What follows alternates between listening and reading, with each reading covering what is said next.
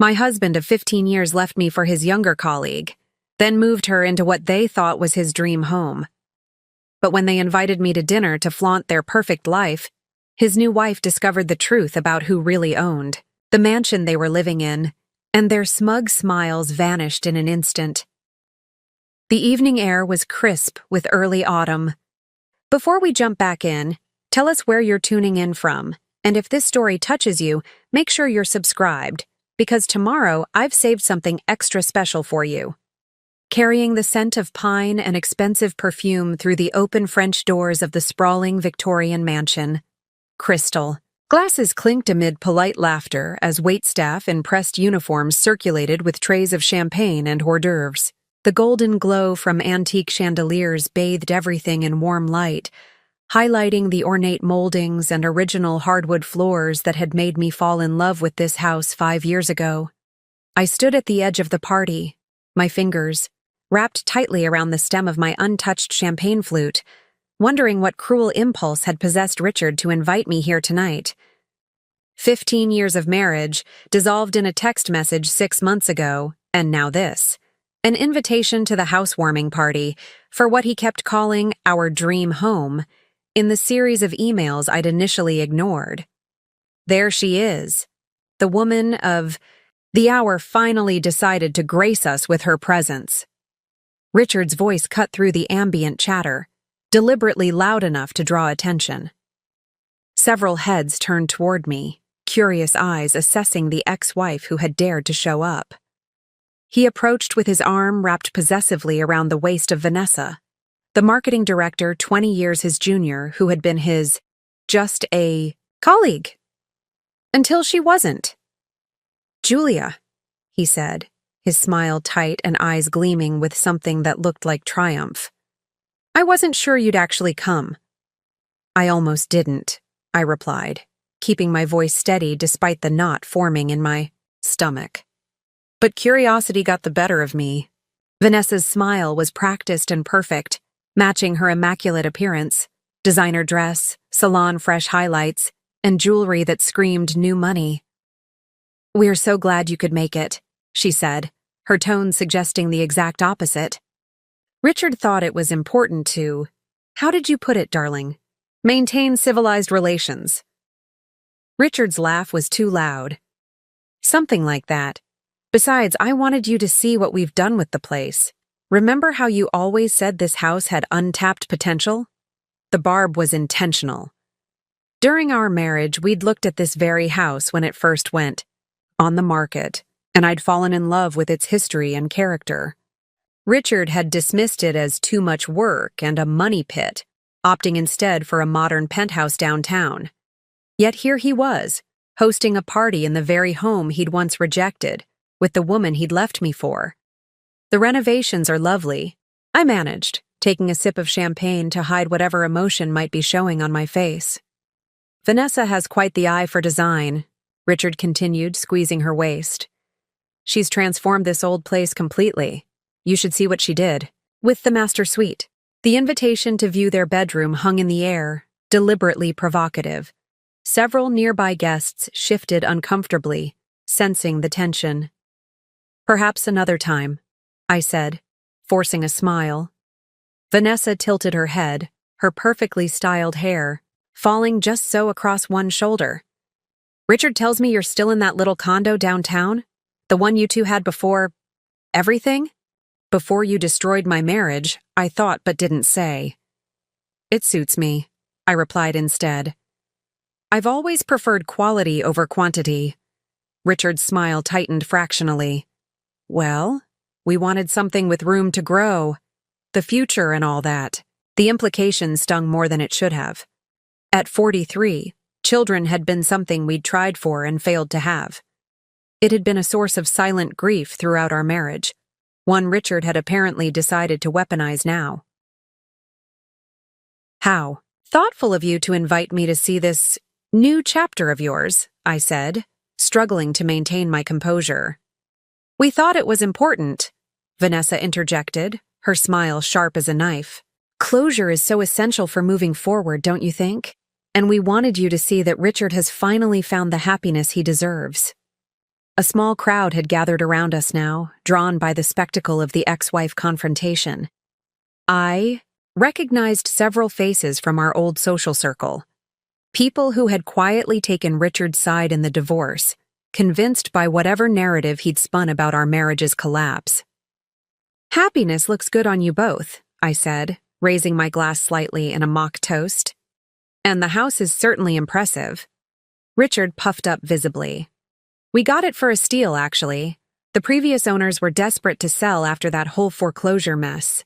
Their misfortune? Our good luck. Fortune favors the bold," Vanessa added, surveying the room with undisguised pride. "When Richard showed me this place, I knew instantly it was meant to be ours. Some things are just destined, wouldn't you agree?" The barely veiled reference to their relationship made my stomach turn. I took another sip of champagne, wishing I'd never accepted this toxic invitation. "Richard was always good at recognizing opportunities," I said, the words tasting bitter on my tongue. He laughed, a sound I once loved but now made my skin crawl. "Speaking of opportunities, have you met our neighbor? Eleanor Blackwood from Blackwood. Real estate? She's the one who tipped us off about this place before it even hit the market." A tall woman in a tailored suit approached, hand extended. "Pleasure to meet you, Julia. Richard speaks very highly of you." Her tone suggested the exact opposite. "Does he?" I replied, shaking her hand briefly. "How uncharacteristic." Eleanor glanced between us, clearly sensing the tension. "This property has quite a history. The Harrington estate was one of the most coveted addresses in the valley for decades. And now it's ours," Vanessa said, running her hand possessively along a nearby marble countertop. "We've already started planning the renovations for the East Wing. Richard's home office will have the most spectacular view of the mountains." "It must be quite the adjustment," Eleanor said to me, her sympathy so false it practically dripped with condescension. "Going from all this to, well, urban living has its own charms, I suppose." The pity in her eyes was unbearable. I'd been holding my emotions in check, but something inside me snapped. I'd come here thinking I could handle whatever game Richard was playing, that I was strong enough to face their happiness with dignity. But this orchestrated humiliation, parading me through their perfect new life while everyone watched, was too much. I placed my still full champagne glass on a nearby table. "It's getting late. I should be going." "So soon?" Richard feigned disappointment. "But you haven't even seen the gardens. The landscaper just finished the koi pond last week." "Another time, perhaps," I said, already turning to leave. "Before you—" "Go!" Vanessa called after me, her voice carrying across the now hushed room. "Richard and I were hoping to get your blessing on something." She held out her left hand, where a massive diamond caught the light. "We're making it official next spring, right here, in the garden. We'd love for you to attend." The silence that followed was deafening. Every eye in the room was on me, waiting for my reaction to this final, calculated blow. I felt my chest tighten, my breath catching somewhere between my lungs and my throat. But before I could respond, my phone chimed with a text message. I glanced down at the screen, and despite everything, a small smile formed on my lips. "Congratulations," I said, looking back up at them with newfound calm. "I hope your future here brings you everything you deserve."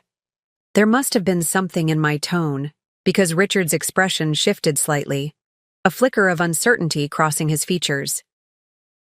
"What's that supposed to mean?" "Just a sincere wish for your happiness," I replied, my smile growing more genuine by the second. After all, life has a way of coming full circle, doesn't it? As I turned to leave, I felt lighter than I had in months. Outside, a sleek black car was pulling up to the curb, right on time. Tomorrow would bring revelations that neither Richard nor his bride-to-be were prepared for, and for the first time since our marriage ended, I found myself looking forward to the future with something that felt remarkably like joy. Preparing and narrating this story took us a lot of time, So if you are enjoying it, subscribe to our channel.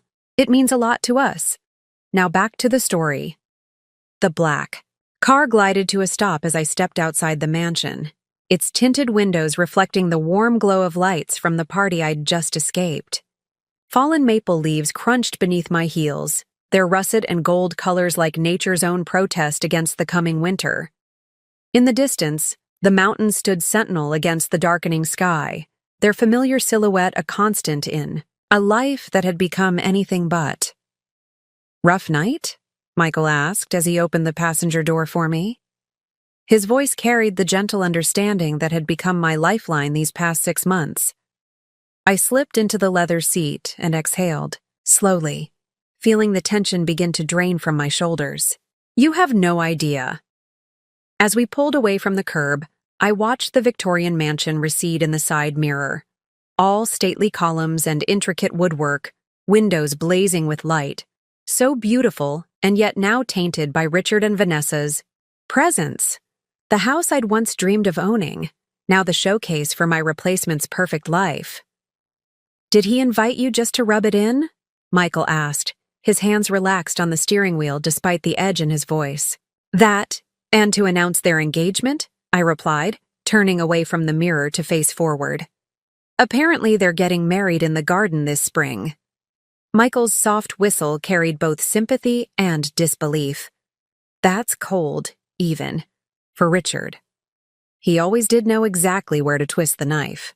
We drove in comfortable silence through the winding roads of Oakwood Heights, the exclusive neighborhood that had once intimidated me with its old money and quiet elegance. Now, having spent 15 years as Mrs. Richard Harrington, the daughter-in-law of Judge William Harrington, whose family had helped found this town, I knew the truth behind many of these pristine facades.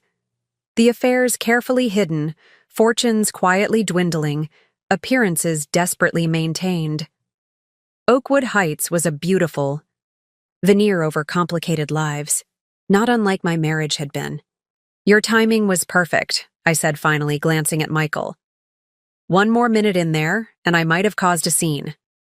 He smiled, the corner of his eyes crinkling in that way that always reminded me of better times. "Can't have that." "Julia, Coleman doesn't do scenes. She executes plans."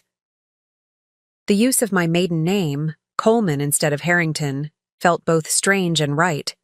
6 months after the divorce, I was still adjusting to reclaiming pieces of my former self.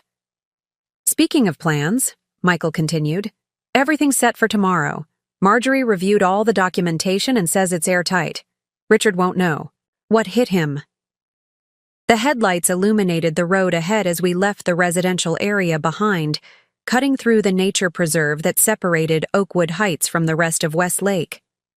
This stretch of road had always been my favorite, a momentary escape into darkness and wilderness before the glow of downtown appeared on the horizon. "Do you think I'm being vindictive?" I asked, voicing the doubt that had been needling me for weeks. Part of me wonders if I should just let them have the house and move on with my life. Michael considered this before answering, his profile thoughtful in the dim glow of the dashboard lights. "After what I saw tonight? No, I don't think you're being vindictive. I think you're finally standing up for yourself." I turned to stare out the window, watching the tall pines blur past. Tomorrow would change everything, and despite my resolve, a heavy weight of memories pressed against my chest. "It wasn't always bad, you know," I said softly. "Our marriage. There were good years before everything changed." Michael nodded, understanding in his silence. As Richard's former business partner and my oldest friend, he'd witnessed both the rise and fall of our relationship firsthand. "The problem with long marriages that end badly," he replied after a moment, "is that the pain of the ending can poison the memory of everything that came before." The truth of his words settled over me as the trees thinned and the first buildings of downtown came into view. Westlake at night was a modest but lovely sight. Historic brick buildings from the early 1900s juxtaposed with sleek, modern additions, all reflected in the calm waters of the actual lake that gave the town its name. "Do you remember?" I said as we approached the water. That summer when Richard and I first moved back here from Chicago. We were so young, living in that tiny apartment above Martin's bookstore. Michael smiled. I remember. You used to have dinner parties on that ridiculously small balcony. 5 people crammed around a card table, drinking cheap wine and planning how we were going to change the world. Those were good days, I murmured, before Richard joined his father's firm. Before the Harrington legacy became more important than anything else. We pulled up to my building, the Lakeside, an elegant pre-war apartment complex that had been converted into luxury condos a decade ago. Richard had bought our unit as an investment property, insisting that downtown was up and coming. When we divorced, he'd been so eager to liquidate assets before the settlement that he'd practically given me the condo just to finalize things quickly. Little had he known that it would triple in value within 4 years as Westlake underwent a renaissance, becoming one of the most desirable small cities in the state. What time tomorrow? I asked as Michael pulled under the porte cochere. 10 sharp. I'll pick you up at 9:30. I nodded, gathering my purse and the remnants of my dignity. Thank you for coming to get me tonight. I don't know what I would have done if I'd had to call a rideshare from that party. That's what friends are for, he replied, his gaze holding mine for a beat longer than necessary. Besides, someone needs to be there to witness the look on Richard's face tomorrow when he realizes what's happening. The doorman opened my car, door with a polite nod. Good evening, Ms. Coleman. Evening, Frank, I replied, stepping out into the cool night air. Back in my apartment, I kicked off my heels and poured myself a glass of Cabernet, moving to the floor-to-ceiling windows that offered a panoramic view of the lake. Despite its modest size compared to the mansion I'd left behind, this space felt more like home than any place I'd lived in years. Here, surrounded by artwork I'd selected, furniture chosen for comfort rather than impression, books I actually read rather than displayed, I had rediscovered parts of myself that had slowly disappeared during my marriage. The quiet curator who preferred museums to charity galas, the amateur photographer who loved capturing ordinary moments, the woman who could spend an entire Sunday lost in a novel without feeling guilty about wasting time. I sipped my wine and watched the moonlight ripple across the dark water, thinking about the path that had led me here. 15 years with Richard, slowly molding myself to fit the expectations of being a Harrington, gradually giving up pieces of my identity until one day I'd looked in the mirror and barely recognized myself. Then 6 months ago, the text message that had shattered everything. I need to be honest with us both. I've met someone. I'm not coming home. 15 years, ended in 14 words. I'd later learn he'd been seeing Vanessa for over a year, that colleagues had known, that some of our friends had suspected, that I was, apparently, the last to know. But tomorrow, Richard would discover that I'd learned a few things during our marriage, that I'd been paying attention during all those dinner conversations with his father about property law, that I'd been more than just an ornamental wife at those firm meetings. Tomorrow, he would learn that sometimes the past catches up in ways you least expect. I raised my glass to my reflection in the window. To closure, I whispered, and took another sip of wine.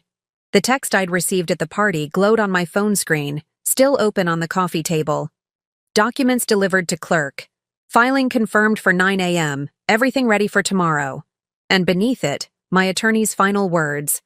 After. Tomorrow, the house will officially be back in your name. Legally, they'll have 30 days to vacate. Life has a way of teaching us its most important lessons through our deepest wounds.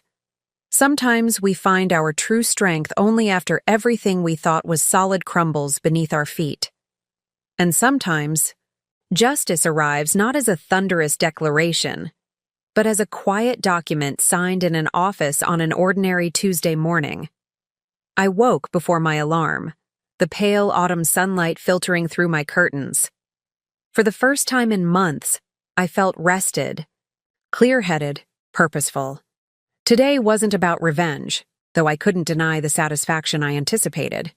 It was about reclaiming what was rightfully mine, Not just a house, but my sense of self-worth. As I showered and dressed with particular care, choosing a tailored charcoal pantsuit that Richard had always complained made me look too severe, I thought about all the women who had found themselves in similar positions. Discarded after years of sacrifice and support, replaced by younger versions as if we were appliances that had outlived our warranty period, made to feel as though our best years were behind us while our husbands embarked on second acts with fresh-faced partners.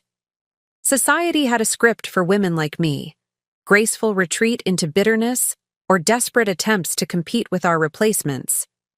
Few expected us to rise, to reclaim, to rebuild something better than what we had lost. I applied my makeup with precision, something I'd stopped doing in the final years of my marriage when Richard seemed to stop seeing me altogether. My reflection looked back at me with clear eyes and a determined set to my jaw. I hardly recognized this woman, and yet she felt more authentic than the person I'd been for years. The doorbell rang precisely at 9:30. Michael stood in the hallway holding 2 to-go cups from Westlake Coffee Roasters, the local cafe, where we'd taken to meeting weekly since the divorce. "You look like a woman about to close a deal," he said, handing me a cup. "Isn't that exactly what I'm doing?" I replied, accepting the coffee with a smile. The drive to the courthouse was quiet, each of us lost in our own thoughts. I watched the town roll by outside my window, the bakery where Richard and I used to buy Sunday morning pastries, the park where we'd once discussed having children someday, the movie theater where we'd had our first date back when we were just college students home for summer break. So many memories embedded in these streets, both sweet and painful. "You know," Michael said as we stopped at a red light, "what you're doing today, it isn't just about the house." I turned to look at him.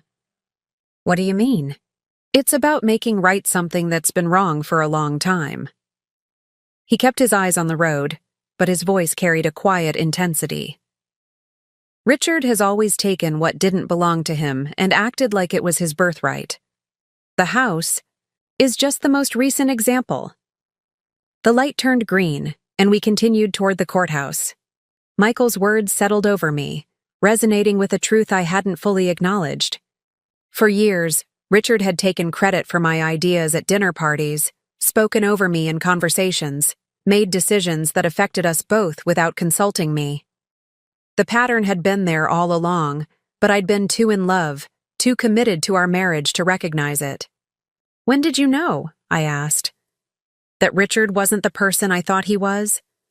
Michael was quiet for so long I thought he might not answer. Finally, he sighed. "Do you remember the Thompson project? About 7 years ago?" I nodded. The Thompson development had been a significant commercial property deal, one that had cemented Richard's reputation as a rising star in his father's firm. "That was originally your proposal," Michael continued. "You mentioned it over dinner one night, converting that old warehouse district into mixed-use spaces with affordable housing units above local businesses. You had it all mapped out, talking about community impact and sustainable growth. And 3 weeks later, Richard presented it to the firm as his own idea," I finished, the memory suddenly crystal clear. "When I mentioned it, he said he'd given me full credit in the meeting." "He hadn't," Michael said simply. "In fact, he made a point of telling everyone he'd come up with it despite your objections." The revelation shouldn't have surprised me, but it still stung. How many other times had he taken from me while convincing me I'd been given credit? How many of his accomplishments had actually been built on ideas he'd appropriated? "The house is different, though," I said after a moment. "This time I have documentation, proof." We pulled into the courthouse parking lot, a stately building of red brick and white columns that housed both county offices and courtrooms. My attorney, Marjorie Chen, was waiting on the steps, a slim leather portfolio tucked under her arm. "Ready?" she asked as we approached. I took a deep breath and nodded. "Let's do this." Inside, the process was remarkably anticlimactic for something that would change so many lives. A clerk verified my identification, reviewed the documentation one final time, and applied the necessary stamps and signatures. In less than 30 minutes, ownership of the Victorian mansion at 1482 Oakwood Heights Drive was officially transferred back into my name. "Congratulations," Marjorie said, handing me a copy of the filed deed. "The property is now legally yours, again. The notification will be delivered to the current occupants today, and they'll have 30 days to vacate unless other arrangements are made." I stared down at the document, tracing my fingertip over my name printed in official text. After all the pain and humiliation, after months of meticulous preparation and patience, justice had arrived in the form of a simple legal document. "What happens now?" Michael asked as we walked back to the car. "Now," I said, tucking the papers carefully into my bag, "we deliver the news in person." The drive to Oakwood Heights was fraught with a tension that hadn't been there before. What had been abstract was now concrete. The house was mine, and soon Richard and Vanessa would know it. I found myself wondering how they would react, what expressions would cross their faces when they realized what had happened. "Are you nervous?" Michael asked as we turned onto the tree-lined street where the mansion stood. "Oddly, no," I replied, realizing it was true. "I feel resolved, like something that's been out of alignment for years is finally clicking back into place." As we approached the house, my house, I thought about all the women watching stories like mine unfold on social media, in online forums, in quiet conversations over coffee. Women whose husbands had disappeared into midlife crises and emerged, with younger partners, leaving decades of shared life in ruins. Women who had been told to accept their losses gracefully, to not make waves, to move on without making a fuss. This moment wasn't just for me. It was for all of us who had been discarded and deceived, who had rebuilt ourselves from the broken pieces left behind. It was proof that sometimes justice arrives late but arrives nonetheless. That sometimes the story doesn't end with the heartbreak but continues into something unexpected and empowering. "We're here," Michael said, pulling up to the curb in front of the mansion.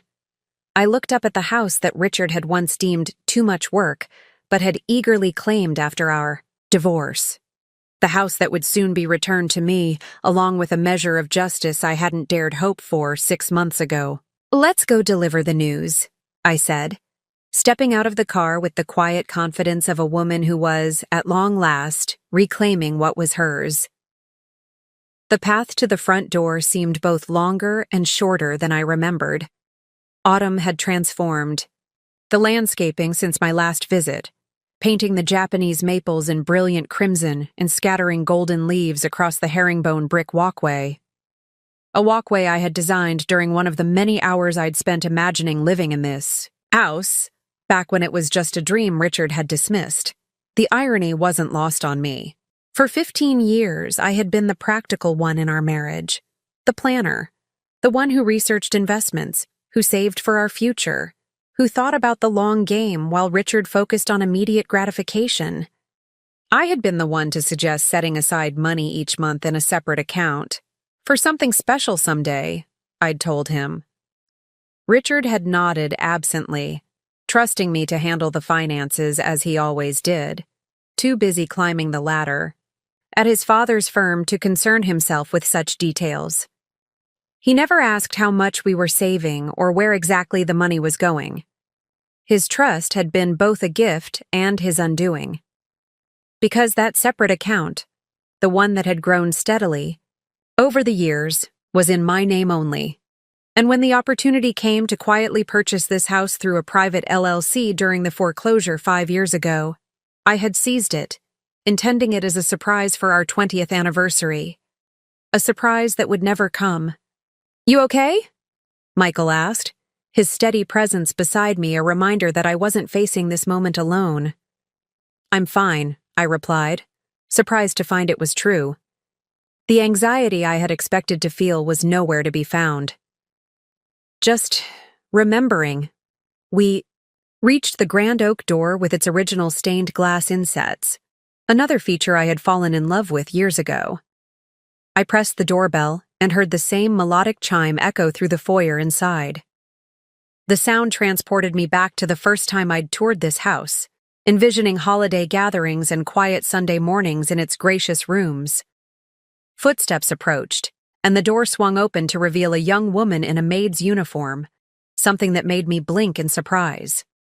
Richard and I had never employed household staff during our marriage, despite his family's suggestions that it was expected for someone of his position. "May I help you?" she asked politely, though her expression suggested she recognized me from the party the night before. "I'm here to see Richard," I said. "Is he available?" She hesitated, clearly uncertain about the protocol for admitting the ex-wife. "One moment, please." As she disappeared into the house, I caught Michael's eye. "A maid," I mouthed silently. He raised an eyebrow. Apparently, Vanessa has different standards. Before I could respond, Richard appeared in the doorway, his expression shifting from irritation to surprise to wariness in quick succession. He was wearing casual attire, designer jeans and a cashmere sweater, his version of a relaxed weekend at home. "Julia," he said, making no move to invite us in. "Twice in 24 hours. To what do I owe the pleasure?"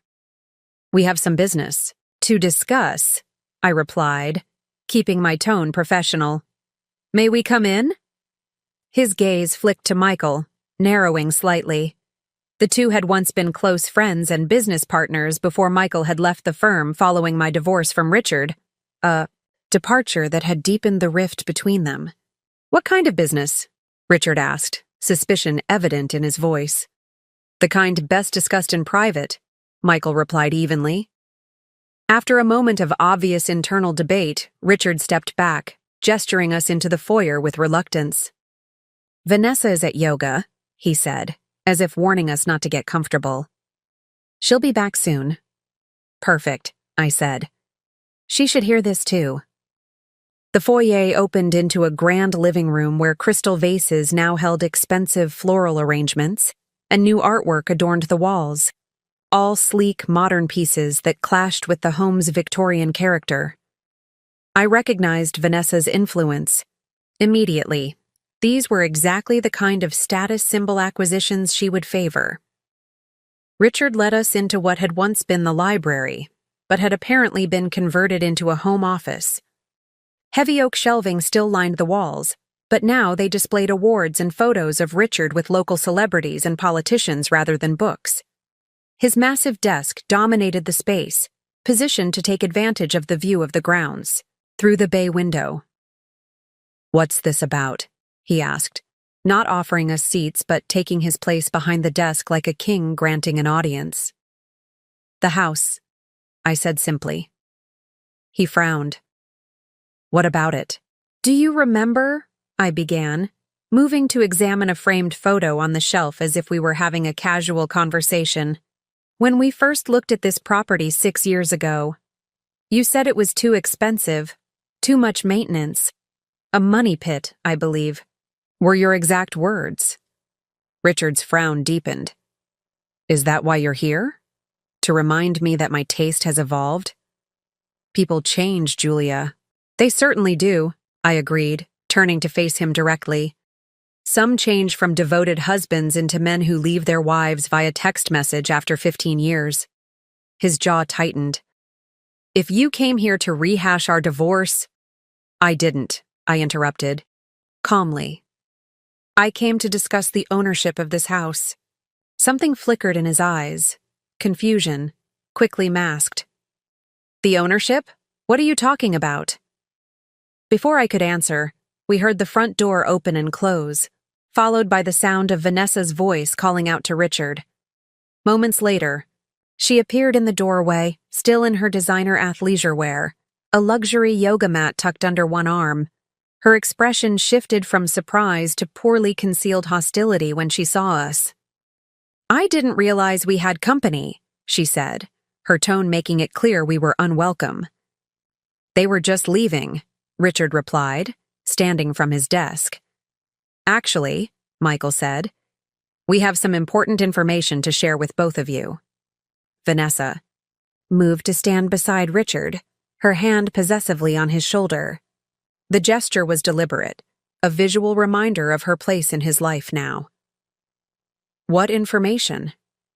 I reached into my bag and removed the folder containing the property documents, placing it on Richard's desk without opening it. Do you know who owns this house, Richard? He stared at me as if I'd lost my mind. What kind of question is that? I do, obviously. Actually, I said quietly, you don't. You never did. The momentary silence that followed was absolute. What are you talking about? Vanessa demanded, her voice sharp with disbelief. We bought this house 4 months ago. No, I corrected gently.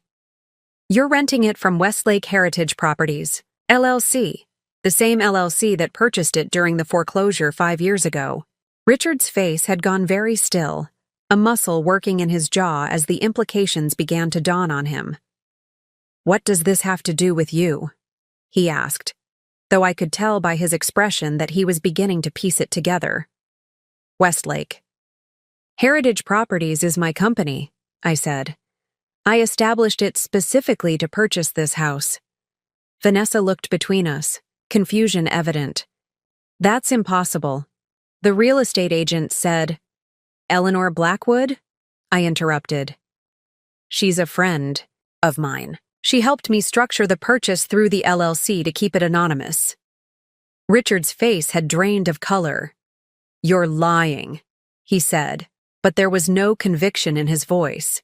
In response, I opened the folder on his desk, revealing the original deed, the LLC formation documents with my name clearly listed as the sole owner, and the most damning evidence of all, the rental agreement he had signed 4 months ago, leasing the property from my company. You never actually read the paperwork, did you? I asked softly. You just signed where Eleanor told you to sign, assuming you were purchasing the property. He stared at the documents, then at me, comprehension and fury dawning in his eyes. You set me up. No, Richard, I corrected him. I purchased a house I loved 5 years ago, using money I had saved over the course of our marriage, money you never bothered to ask about. When Eleanor told me a couple wanted to rent it, I agreed. I had no idea it was you until the papers were already signed. Vanessa snatched up the rental agreement, her eyes scanning the text frantically. This can't be legal, she said, her voice rising. We made a down payment. You made the first and last month's rent, plus a security deposit, Michael clarified, standard for a luxury rental property. If you read the agreement, it's all quite clear.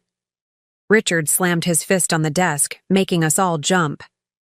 This is about revenge. You're doing this to punish me. I met his gaze calmly. No, Richard. This is about ownership. The house is mine. It always has been.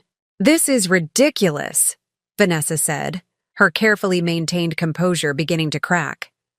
You can't just show up and claim our house is yours. We have rights. You're right, I replied calmly, is to occupy the property until the lease termination, which I've initiated today. The notification has been officially filed. You have 30 days to vacate. Richard's face had transformed, the shock giving way to the cold, calculating expression I'd seen countless times during our marriage when he felt cornered. It was the same look he wore in the courtroom when preparing to undermine an opposing argument, assessing weaknesses, planning his counterattack. You won't get away with this, he said, his voice dropping to that dangerous quiet I knew so well. You think you've been clever, but you've just started a war you can't win. Michael stepped forward slightly. Everything has been done legally. Richard, the property was purchased legitimately, the rental agreement is binding, and the termination follows all state laws. You're welcome to challenge it, but you'll lose. Richard's attention shifted to Michael, his eyes narrowing. So this is why you left the firm. You were helping her plan this all along. I left the firm because I didn't like what you were becoming, Michael replied evenly. Julia approached me about this only after the divorce was finalized. Vanessa had begun pacing, her perfect yoga outfit and sleek ponytail at odds with her rapidly deteriorating composure. This is insane. We've already started renovations. We've invited people to our wedding here. I'm aware, I said. I was at your housewarming party last night, remember? When you made a point of showing off how perfectly your life was going without me. Richard's expression darkened further. Is that what this is about? You're bitter about the divorce, so you concocted this scheme to humiliate us? No, Richard. This is about ownership and consequences. The house was mine before you ever moved in. I purchased it 5 years ago as an investment, intending it as a surprise for our 20th anniversary. I allowed myself a small, sad smile. Obviously, that didn't work out as planned. This revelation seemed to stun him momentarily. For a brief instant, something like regret flickered across his features before being quickly suppressed. You expect me to believe that? That this was going to be some grand romantic gesture? Believe what you want, I replied. The legal reality remains the same. The house is mine, and I've terminated your lease. Vanessa stopped pacing to stare at me, her perfect features contorted with fury. You vindictive bitch. You're enjoying this, aren't you? Watching us squirm. Careful, Vanessa, Michael warned quietly. This conversation is already tense enough. She whirled on him. Oh, I see how it is now. You two are together, aren't you? Planning this ambush, laughing behind our backs. Michael is my friend, I said firmly. One of the few who stood by me when Richard decided our 15-year marriage wasn't worth fighting for. Richard pushed away from his desk, coming to stand directly in front of me. Though he didn't touch me, his physical presence was deliberately intimidating, a tactic he'd used subtly throughout our marriage when arguments weren't going his way. Let me make something very clear, he said, his voice low and controlled. I will fight this. I will tie you up in litigation for years. By the time I'm done, whatever satisfaction you think you're getting today will have cost you everything.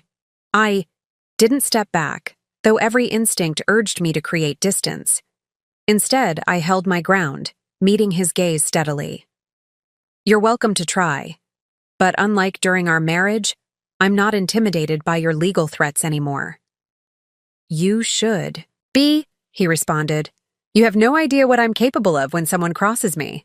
Actually, I do, I countered. I watched you destroy people in court for 15 years.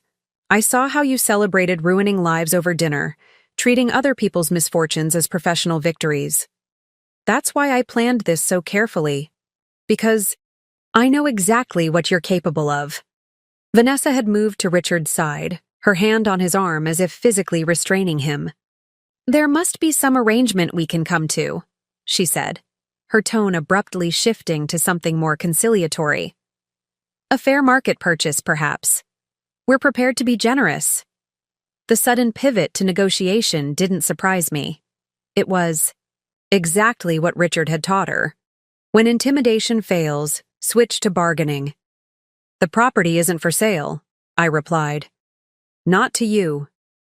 Everyone has a price, she insisted, the desperation seeping through her polished veneer. Name yours. I considered her for a moment. This woman who had knowingly entered into an affair with my husband, who had moved into what she thought was his house, who had invited me to witness their happiness with the explicit intention of making me feel inferior. There isn't enough money in the world, Vanessa. Richard's jaw clenched. This is because of her, isn't it? You don't care about the house. You just want to punish me for choosing her. The accusation was so wildly off base that I actually laughed, a short, incredulous sound that seemed to startle them both. Richard, this may come as a shock to your ego, but this isn't about you or your girlfriend. This is about a house I fell in love with and purchased with my own money 5 years ago. I gestured around the room. A house, I might add, that you initially wanted nothing to do with until it suited your new image. You've changed, he said, as if this were an accusation rather than an observation. The Julia I knew wouldn't do something like this. You're right, I agreed. The Julia you knew, the one who accommodated your every demand, who made herself smaller to fit into your world, who continuously forgave your selfish behavior. She wouldn't have done this. But that Julia doesn't exist anymore. You destroyed her when you threw away 15 years like it meant nothing. Something in my words seemed to land harder than I'd intended. For a brief moment, Richard looked genuinely shaken, as if seeing me, really seeing me, for the first time since our divorce. Vanessa, however, had recovered her composure and shifted to attack mode. So what happens now? You throw us out on the street? Congratulations on your petty victory. You have 30 days, as specified in the lease termination, I replied evenly. That's standard procedure, and more than generous considering the circumstances. And then what? Richard demanded. You move in here by yourself? Turn it into some shrine to our failed marriage? I smiled slightly. What I do with my property is no longer any of your concern. Richard stared at me, his expression hardening into something cold and unfamiliar. In that moment, I realized how completely the man I had loved had vanished, replaced by someone calculating and cruel. This isn't over, he said quietly. Not by a long shot. Actually, it is, Michael interjected, stepping forward. The legal documentation is ironclad. You signed a rental agreement, not a purchase contract. The tension in the room was palpable, a physical force pressing against my skin. Richard's eyes had taken on that dangerous glint I recognized from his most contentious court cases, the look that meant he was preparing to destroy an opponent regardless of the cost. You have no idea what you've started, he said, his voice deceptively calm. I made you, Julia. Everything you are, everything you have. It all came from me and my family. The statement hung in the air between us, so fundamentally wrong yet, so perfectly encapsulating the way he had always viewed our relationship. In his mind, I had been an extension of himself, a beneficiary of his generosity rather than an equal partner. That's not true, I replied, keeping my voice steady despite the surge of anger his words provoked. I brought my own education, my own inheritance, my own career to our marriage. I gave up my position at the museum to support your advancement. I managed our home, our social calendar, your parents' care when they were ill. I was your partner, not your creation. He dismissed this with a wave of his hand. Revisionist history. You were a junior curator at a third-rate museum when we met. My father gave you connections. My name gave you status. Michael shifted beside me, clearly uncomfortable, with the direction the conversation had taken. This isn't productive, Richard. Stay out of this, Richard snapped. This is between me and my wife. Ex-wife, I corrected quietly. Not even that for much longer if you continue with this absurd charade, he threatened, leaning forward. I'll have my legal team review our divorce settlement. We'll claim fraud, concealment of assets. By the time I'm done, you'll be lucky if you have enough left for a studio apartment. The threat should have terrified me. A year ago, it would have. Richard was not just a skilled attorney. He was the son of a prominent judge, a man with deep connections throughout the legal system in our state. His firm represented half the power players in the region. On paper, the balance of power was entirely in his favor. But paper didn't tell the whole story. You're forgetting something important, I said, meeting his gaze without flinching. I kept meticulous records during our entire marriage, including documentation of the separate property funds I used to purchase this house. Money that was explicitly excluded from our community property in the prenuptial agreement your father insisted I sign. Richard's expression faltered slightly. The prenup had been his family's idea, designed to protect the Harrington assets from me should our marriage fail. In their desire to shield their son from a potential gold digger, they had inadvertently created the very legal structure that now protected my ownership of the house. That prenup was never meant to protect me from you? I finished for him. No, it wasn't. But legal documents don't care about intentions, Richard. You taught me that. Vanessa, who had been watching our exchange with increasing alarm, stepped forward. "There must be something we can do," she said, her tone shifting to one of calculated reason. "Some arrangement that would be mutually beneficial." "I'm listening," I replied, though I had no intention of negotiating. She glanced at Richard before continuing. "Richard has connections that could be valuable to you. Perhaps we could discuss a more favorable time frame for vacating the property in exchange for certain considerations." "What kind of considerations?" I asked, curious to see how far they would go. "Professional recommendations, social introductions, perhaps even a position at the firm," she offered, as if these were generous concessions rather than the very things Richard had systematically stripped from me during our divorce. I couldn't help the small laugh that escaped me. "You think I want Richard's approval? His connections? After he spent the last 6 months telling everyone who would listen that I was emotionally unstable and financially irresponsible?" Richard at least had the decency to look uncomfortable at this direct reference to the narrative he'd crafted about our divorce. "That was unfortunate," he conceded, offering no actual apology. "Heat of the moment, during a difficult transition." "A transition you created by having an affair with your colleague," I pointed out. "A colleague who is now offering me table scraps of social acceptance in exchange for the house that legally belongs to me." Vanessa flushed with anger. I was trying to be reasonable, but clearly, reasonableness isn't your strong suit. "On the contrary," Michael interjected, "Julia has been extremely reasonable throughout this process. She could have exposed the rental arrangement at your housewarming party last night, in front of all your guests. Instead, she's addressing this privately and giving you the legally required notice period." Richard's eyes narrowed as he focused on Michael. "You've been behind this from the beginning, haven't you? Turned her against me, filled her head with ideas about getting even." The accusation was so typical of Richard, unable to believe I could make decisions independently, unwilling to accept that I might have agency separate from male influence. "Michael has been a friend," I said firmly. "Something you apparently never were, even during our marriage." Richard's face darkened. 15 years together, and this is how you repay my loyalty? By humiliating me? By threatening the home I'm creating with Vanessa?" The sheer audacity of his claim to loyalty momentarily stunned me into silence. It was Michael who responded, his voice tight with barely contained anger. "Loyalty? You left your wife of 15 years via text message. Richard, you were sleeping with another woman for a year before you bothered to end your marriage. You leveraged your connections to isolate Julia socially and professionally after the divorce. And now you have the nerve to talk about loyalty?" Richard's jaw tightened, a muscle working visibly at his temple. "You don't know anything about my marriage."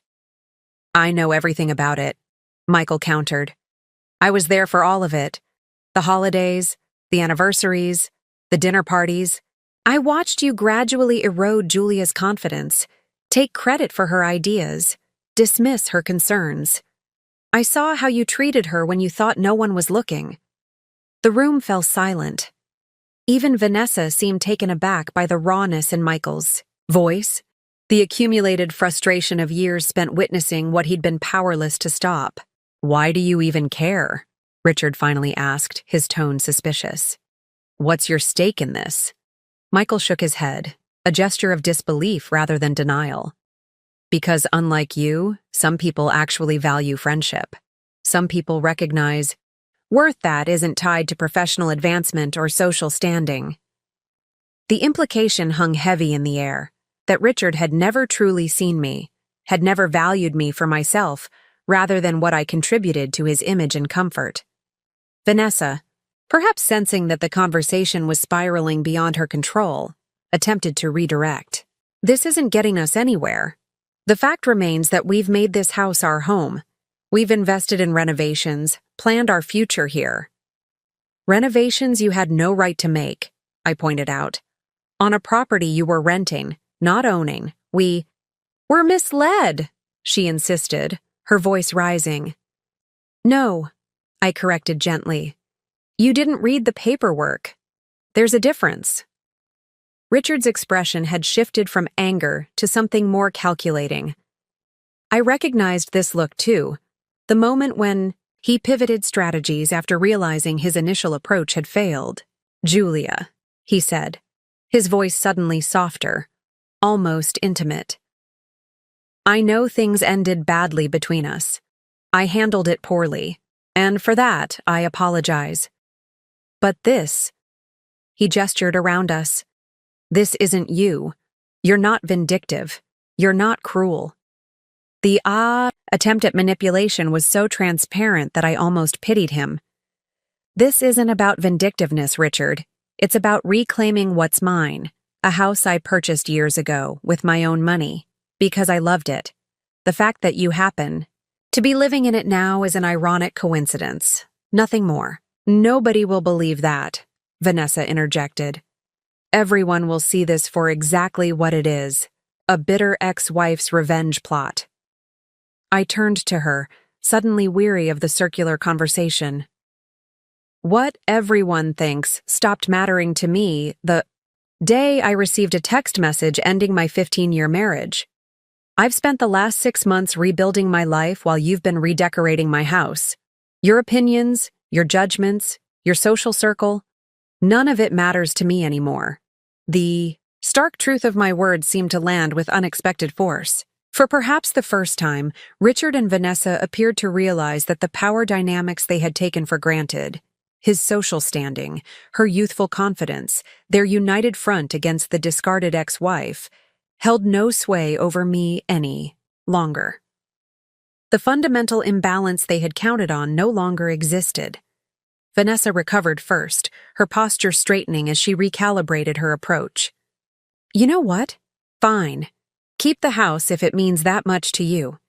We'll find something better, bigger, newer, with none of these outdated features you seem so attached to. Her dismissive tone made it clear she was attempting to salvage some dignity from the situation, to pretend the house had never really mattered to them anyway. But the slight tremor in her voice betrayed her. That's certainly your prerogative, I replied evenly. You have 30 days to locate your upgrade. Richard had gone very still, his lawyer's mind clearly processing options, calculating risks and potential counter-strategies. When he finally spoke, his voice had taken on the dangerous smoothness I recognized from his courtroom performances. Tell me something, Julia. How long have you been planning this? Did you purchase this house knowing someday you'd use it against me? Was our entire marriage just a long game to you? The accusation was so wildly disconnected from reality that I might have laughed if the pain behind it weren't so evident. Even now, Richard couldn't conceive of a world where my actions weren't somehow about him, where I might have made decisions for myself rather than in reaction to him. I bought this house 5 years ago because I loved it, I replied quietly. Because I saw the potential in it that you couldn't or wouldn't see. It was going to be a surprise for our 20th anniversary, a place where we could start a new chapter together. I paused, the old grief momentarily catching in my throat. Obviously, you had other plans for our future. Something flickered in his eyes. Uncertainty, perhaps even a flash of regret, before hardening again into suspicion. Convenient timing, though, isn't it? That you just happened to own the house we rented after our divorce? Not convenient, Richard. Ironic. When Eleanor told me a couple had signed a rental agreement for the property, I had no idea it was you and Vanessa. I only discovered that when the first rent check arrived with your signature on it. And you said nothing? Vanessa demanded incredulously. For 4 months, you collected our rent checks knowing we thought we were buying this place? I shook my head. You signed a clearly worded rental agreement. If you believed otherwise, that's not my responsibility. It was Eleanor's responsibility. To be clear, Vanessa shot back. Eleanor Blackwood is one of the most respected real estate agents in the county, Michael interjected. Her documentation is always meticulous.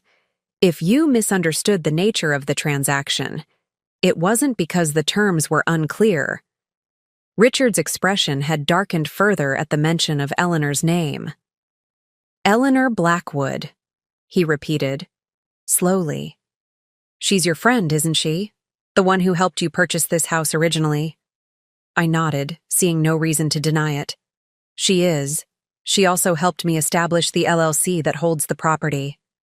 So she deliberately steered us toward a house she knew you owned, he said, his tone hardening with each word. She misrepresented the transaction, knowing we believed we were purchasing the property. That's simply not true, I countered firmly. Eleanor never misrepresented anything. The documentation clearly stated you were entering into a lease agreement, not a purchase. If you didn't read the paperwork before signing it, that's hardly her fault. Richard's face flushed with anger. This was a setup from the beginning. You and your friends conspiring to humiliate me to— Not everything is about you, Richard, I interrupted, my composure finally cracking. I bought this house for us, as a surprise, as a gift, because I loved you and wanted to build a future with you. You're the one who threw that future away when you decided 15 years meant nothing compared to a fresh start with someone new. The raw emotion in my voice seemed to startle all of us. For months, I had kept my pain carefully contained, refusing to give Richard the satisfaction of seeing how deeply he had wounded me.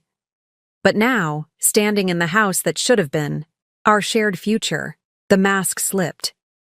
Vanessa had the grace to look uncomfortable, her gaze dropping to the floor as if suddenly unable to meet my eyes. Richard, however, seemed almost energized by my display of emotion, as if finally spotting a weakness he could exploit. If this is really about our marriage, he said, his voice softening to that persuasive tone I knew so well, then perhaps we should discuss this privately. Just the two of us. There might be a way forward that honors what we once meant to each other. The manipulation was so transparent that I nearly laughed. There's nothing to discuss privately, Richard. The house is mine. You have 30 days to vacate. That's the beginning and end of our business together. He stepped closer, lowering his voice further. Come on, Julia.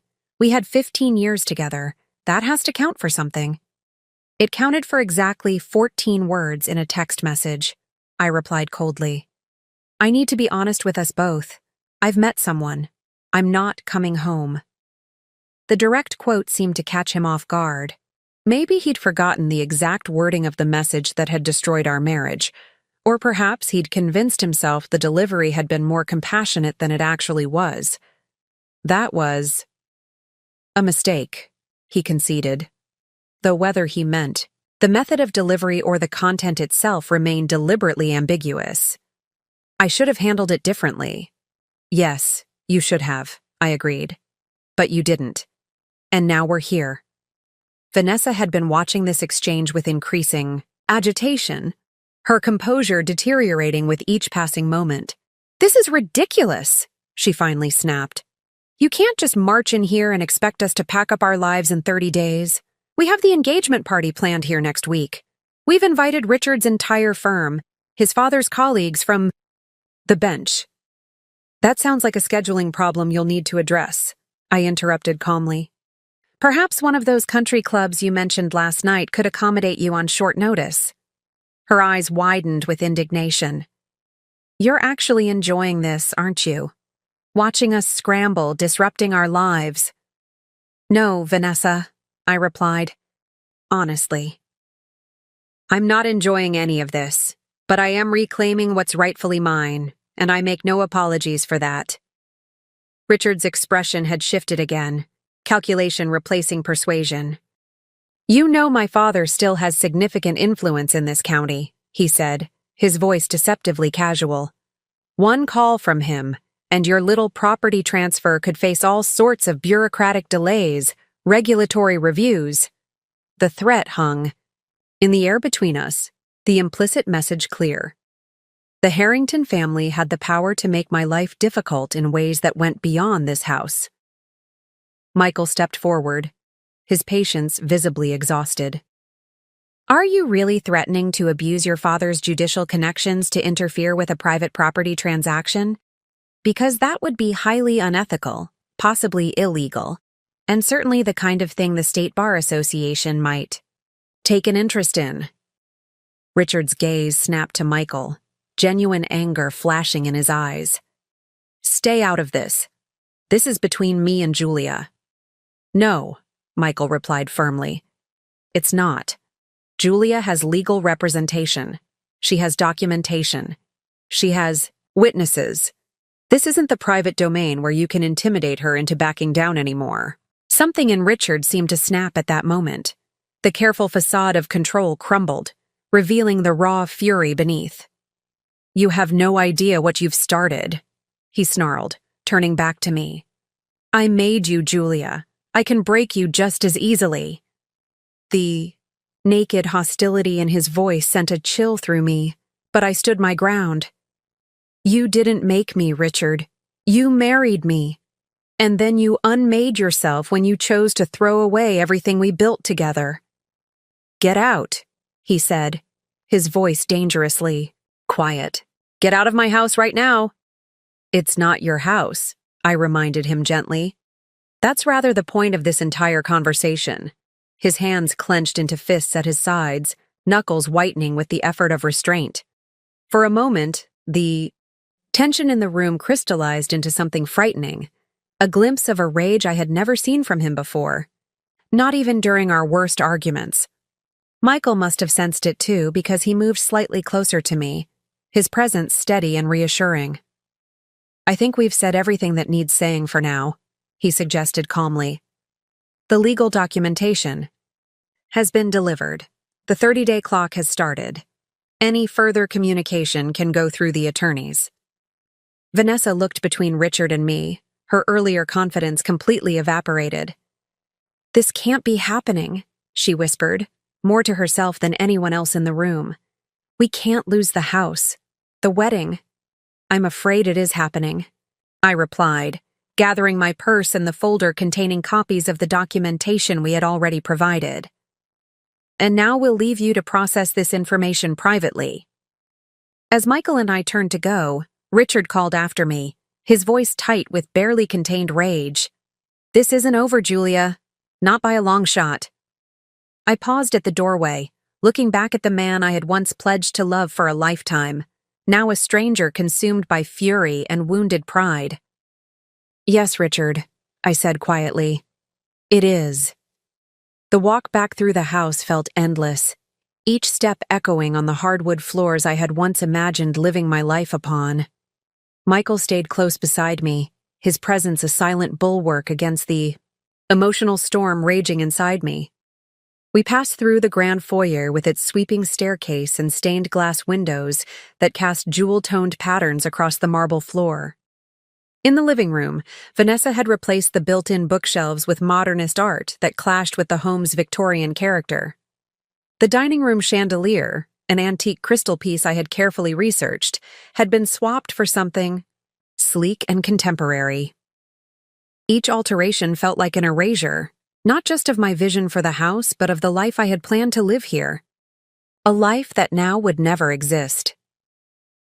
Outside, the crisp autumn air hit my face like a physical relief, the tension of the confrontation still clinging to my skin like something tangible. I drew a deep breath, filling my lungs with the scent of fallen leaves and distant wood smoke. "You okay?" Michael asked quietly as we reached his car. I nodded, not trusting my voice just yet. The adrenaline that had carried me through the confrontation was beginning to ebb, leaving me hollow and strangely vulnerable despite my victory. Once inside the car, with the doors closed against the world, I finally allowed myself to exhale, fully. My hands were trembling, I realized distantly, as if my body was only now processing the stress of the encounter. "That was," Michael began, then shook his head. "I've known Richard for 20 years, and I've never seen him like that." "I have," I said softly. "Not often, but enough to recognize it. When he feels truly cornered, truly threatened, There's a moment when the mask slips completely. Michael pulled away from the curb, casting one last glance at the mansion receding in the rearview mirror. Do you think he'll cause problems? I know he will, I replied with certainty. Richard doesn't lose gracefully. He never has. We drove in silence for several minutes, the familiar streets of Oakwood Heights giving way to the main road leading back toward town. My mind replayed the confrontation on an endless loop. Richard's expression when he realized the truth. Vanessa's dawning horror, the moment when threats replaced denial. Did I do the right thing? I asked suddenly, surprising myself with the question. Michael glanced at me briefly before returning his attention to the road. What do you mean? Confronting them like that, taking back the house, all of it. I stared. Out the window at the passing scenery, the autumn colors a blur of red and gold. Part of me wonders if I should have just let them have it, moved on completely. Do you regret it? He asked carefully. I considered the question, examining my feelings with the honesty I'd promised myself after the divorce. No, I said finally. I don't regret reclaiming what's mine, but I'm not sure I was prepared for how it would feel. How does it feel? Complicated, I admitted. There's satisfaction, yes, relief even, but also, I searched for the right words. Sadness, anger, a strange sense of loss, which makes no sense because I've already lost everything there was to lose between Richard and me. Michael nodded thoughtfully. Maybe that's it, though. Today made the ending real in a way it wasn't before. As long as there was still some unfinished business between you, some connection, however contentious, it wasn't really over, I finished. For him. Something like that. He agreed. We fell back into silence as the car wound its way toward downtown. The lake came into view, sunlight shimmering across its surface, the boardwalk dotted with couples and families enjoying the beautiful fall day, people living normal lives, untouched by the drama that had consumed my morning. He said he made me, I said after a while, the words emerging quietly, that everything I am came from him and his family. Michael's hands tightened on the steering wheel. That's bullshit, and you know it. Intellectually, yes, but emotionally. I sighed. When someone spends 15 years subtly undermining your confidence, your independence, it leaves marks, Michael. Invisible ones that you don't even notice until later, when you're trying to rebuild yourself. He was quiet for a moment. I watched it happen, he finally said. All those years, I saw how he chipped away at you, piece by piece. The way he'd dismiss your ideas, then present them as his own a week later. The jokes at your expense that weren't really jokes. The constant reminders of how much you owed to the Harrington name. The accuracy of his observations startled me. You noticed all that? Everyone who really knew you noticed, he replied. We just didn't know how to help without making things worse. You loved him. And pointing out how he treated you seemed like it would only hurt you more. I absorbed this in silence, thinking of all the friends who had drifted away during my marriage, the relationships that had gradually faded until only the Harrington circle remained. Had they all seen what I couldn't? Had my isolation been partly self-imposed, a defense against truths I wasn't ready to face? When did it start? I asked, more to myself than to Michael. When did I start becoming less so that Richard could be more? Maybe that was the problem, Michael suggested gently. You never became less, Julia. You just got better at hiding how much more you were. And I think deep down, Richard knew that. It threatened him. We arrived at my building, the familiar facade of the lakeside, a welcome sight after the emotional turbulence of the morning. Michael pulled into a visitor's space but made no move to turn off the engine, sensing perhaps that our conversation wasn't finished. Do you know what scares me the most? I said, staring up at the building that had become my sanctuary these past months. The thought that I might never fully trust my own judgment again.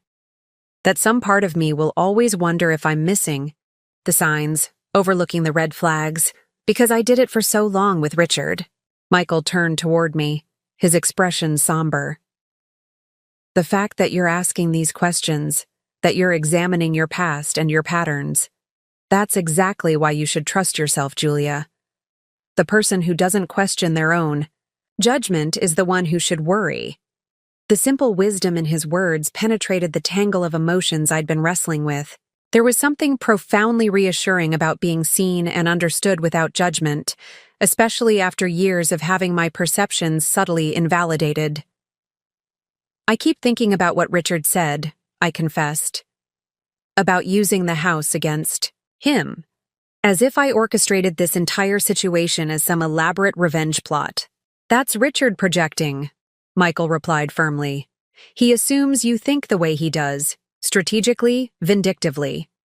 He can't conceive of a world where your actions aren't about him, because in his world, everything revolves around him.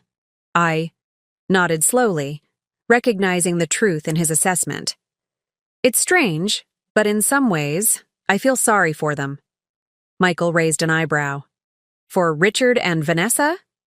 Yes, I said, surprising myself with the realization. They're building their relationship on such a shaky foundation. His midlife crisis, her ambition, mutual deception. Whatever they have, it started with betrayal, and that leaves a mark. Even if they stay together, there will always be that. Knowledge between them? That's remarkably compassionate considering everything they've put you through. I shrugged slightly. Maybe. Or maybe it's just that I finally see Richard clearly. The man I confronted today, angry, threatening, willing to use his father's influence to intimidate me, that's who he's always been beneath the polished exterior. I just didn't want to see it before. Michael was quiet for a moment. And now? What do you want now, Julia? The question was simple, but profound. What did I want, now that I had reclaimed the house, now that I had stood my ground against Richard's attempts to intimidate me? What did I want for my future, beyond this moment of necessary confrontation? I began, then paused, considering my words carefully. I want to stop defining myself in relation to Richard, as his ex-wife, as the woman he left, as the victor or victim in our shared history. I want to remember who I was before him and discover who I might become now, on my own terms. Michael nodded, a small smile touching his lips. That sounds like a pretty good starting point. I returned his smile, feeling something shift inside me, a tension releasing, a weight lifting. The confrontation with Richard had been necessary, but it wasn't the end of my journey. In many ways, it was just the beginning. Thank you, I said, simply, for being there today, for seeing me, even when I couldn't see myself. Always, he replied, the single word carrying a depth of meaning neither of us was quite ready to explore. As I stepped out of the car into the crisp autumn air, I felt lighter somehow, as if I had set down a burden I'd been carrying for too long. The battle with Richard wasn't over. I had no illusions about that. But the internal battlefield, the struggle to reclaim my sense of self and worth, felt suddenly less overwhelming. For the first time in months, perhaps years, I was standing firmly on my own ground. And that, I realized, was victory enough for today. 3 days passed in relative calm, the eye of the hurricane, I suspected, rather than a true peace. I threw myself into work at the museum, where I had recently been reinstated as curator, grateful for the distraction of cataloging new acquisitions and planning the winter exhibition. On the 4th morning, the storm arrived. I was in my office, reviewing proposed installations when my assistant knocked and entered without waiting for a response, her expression unusually tense. "There's someone here to see you," she said, her voice low. "Vanessa Mitchell. She doesn't have an appointment, but she's insisting it's urgent." A cold weight settled in my stomach. I had expected Richard to make the next move, not Vanessa. How does she seem? Agitated, my assistant replied diplomatically, but contained. Should I tell her you're unavailable? I considered this for a moment, weighing the potential benefits of avoidance against the reality that this confrontation was inevitable. No, it's all right. Send her in. Moments later, Vanessa appeared in my doorway. She was immaculately dressed as always, but the polished perfection of her appearance couldn't hide the strain evident in her face. Dark circles beneath her eyes suggested sleepless nights, and the tightness around her mouth spoke of sustained stress. "Thank you for seeing me," she said, closing the door behind her. The courtesy seemed forced, at odds with the tension radiating from her posture. "Of course," I replied, gesturing to the chair across from my desk. "Please sit down." She did so, perching on the edge of the seat as if ready to flee at any moment. For several seconds, she simply studied me, her expression unreadable. "You've lost weight," she finally said, the observation oddly personal. "Since the divorce." I wasn't sure how to respond to this unexpected opening. "It's been a challenging adjustment," I said carefully. Vanessa nodded, a quick, sharp movement. "Richard hasn't been sleeping since your visit. He's been on the phone with lawyers, with his father, with colleagues. I've never seen him like this." "I'm sorry to hear that," I replied, genuinely meaning it despite everything. The image of Richard spiraling, losing the control he valued so highly, brought me no joy. "Are you?" Vanessa asked, her tone hardening slightly. "Sorry, I mean, because from where I'm sitting, this looks very much like a calculated move designed to cause maximum disruption to our lives." I straightened in my chair, meeting her gaze directly. "I understand why it might appear that way to you. But as I explained before, this house was purchased long before your relationship with Richard began. Its significance to me predates both of you." Her expression flickered with something, doubt perhaps, or reluctant recognition. "Richard says you're lying, that there's no way you could have afforded that house on your own." "Richard has always underestimated me," I replied simply. "Financially, professionally, personally. It's a pattern I've only recently recognized clearly." Vanessa shifted in her seat, clearly uncomfortable with this assessment. "Look, I didn't come here to debate the past. I came to negotiate." I raised an eyebrow. "Negotiate?" "Yes." She reached into her designer handbag and withdrew a slim folder, placing it on my desk with deliberate care. "This is a formal offer to purchase the property at 1482 Oakwood Heights Drive. Fair market value, plus 15%. I didn't reach for the folder. "The house isn't for sale, Vanessa. I believe I made that clear." "Everyone has a price," she insisted, echoing her words from our previous encounter. "And this offer is significantly above market rate. It would allow you to purchase any other property in the county, with substantial funds left over." "It's not about the money," I said quietly.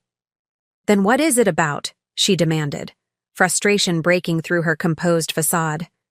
"Revenge? Punishment? Making Richard suffer for leaving you?" The accusations hung in the air between us, harsh but not entirely unexpected. It was easier for her to cast me as the vindictive ex-wife than to accept the more complicated truth. "It's about ownership," I said finally. "Not just of the house, but of my life. For 15 years, I bent and compromised and reshaped myself to fit into Richard's world. I gave up pieces of myself so gradually, I didn't even notice they were gone until after he left." I met her gaze directly. "That house is one of the few things that was truly mine.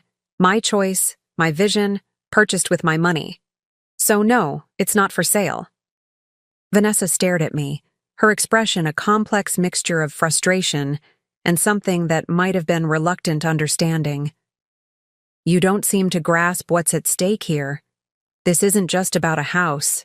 Richard's reputation, our future." "I understand exactly what's at stake," I interrupted gently. Richard's carefully constructed image is threatened by the revelation that he didn't read a legal document before signing it. His pride is wounded by the discovery that his ex-wife outsmarted him. His new fiancée is embarrassed to admit to their social circle that the grand home they've been showcasing isn't actually theirs. Color rose in her cheeks. You're oversimplifying. Perhaps, I conceded. But so are you, when you reduce my decision to spite or revenge. She leaned forward, her voice taking on an edge of desperation. Our engagement party is scheduled for this weekend. Richard's father has invited half the judicial circuit. People are flying in from across the country. We can't possibly relocate or postpone at this point. For a moment, I allowed myself to feel a flicker of sympathy for her position. Whatever I thought of Vanessa personally, whatever role she had played in the dissolution of my marriage, she was now caught in a situation partially of Richard's making. I'm not unreasonable, I said after a pause. You can hold your engagement. Party at the house as planned. Relief flashed across her face. Thank you. But, I continued firmly, the 30-day timeline still stands, and I'll need a formal acknowledgement in writing that you and Richard understand the house is my property and that you will vacate by the specified date. Her relief quickly transformed back into tension. Richard won't agree to that. Signing such a document would be tantamount to admitting he made a mistake. Then I'm afraid we don't have anything further to discuss, I replied, my resolve hardening. The legal situation is clear, regardless of whether Richard formally acknowledges it. Vanessa didn't move, her gaze searching my face as if looking for some weakness, some opening for negotiation. He says you've changed, that the Julia he knew would never have done something like this. He's right, I acknowledged. The Julia he knew, or thought he knew, was carefully constructed to accommodate his expectations. She prioritized his comfort over her own needs, his career over her aspirations, his image over her authenticity. I leaned back in my chair. That Julia disappeared the moment he texted to say he wasn't coming home. Something shifted in Vanessa's expression, a flicker of discomfort, perhaps even recognition. He texted you? To end your marriage?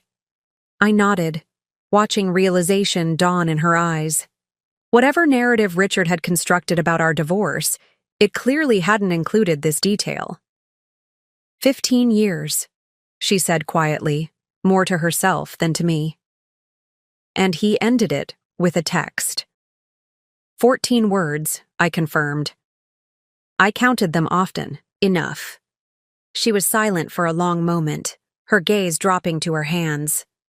When she looked up again, there was a new wariness in her eyes. What happens if we refuse to leave? If we contest the eviction? It was the question I had been expecting since the beginning, the inevitable resistance to the new reality I had created. Then we go to court, I replied calmly, where the documentation of my ownership is clear and incontrovertible, where the rental agreement Richard signed is equally clear, where, I should add, everything becomes a matter of public record, including the fact that a respected attorney failed to read or understand a standard lease agreement. The implications hung heavy between us. Richard's professional reputation, already potentially compromised by the private revelation of his mistake, would be publicly damaged by court proceedings. He'll fight, she said, though her tone suggested less certainty than her words. He doesn't back down. Ever. I know, I replied. I was married to him for 15 years. She studied me for a moment longer, then slowly collected the folder containing the purchase offer. I'll talk to Richard about the engagement party and the rest. That would be wise, I agreed. As she stood to leave, Vanessa paused, her expression shifting to something more personal, less guarded.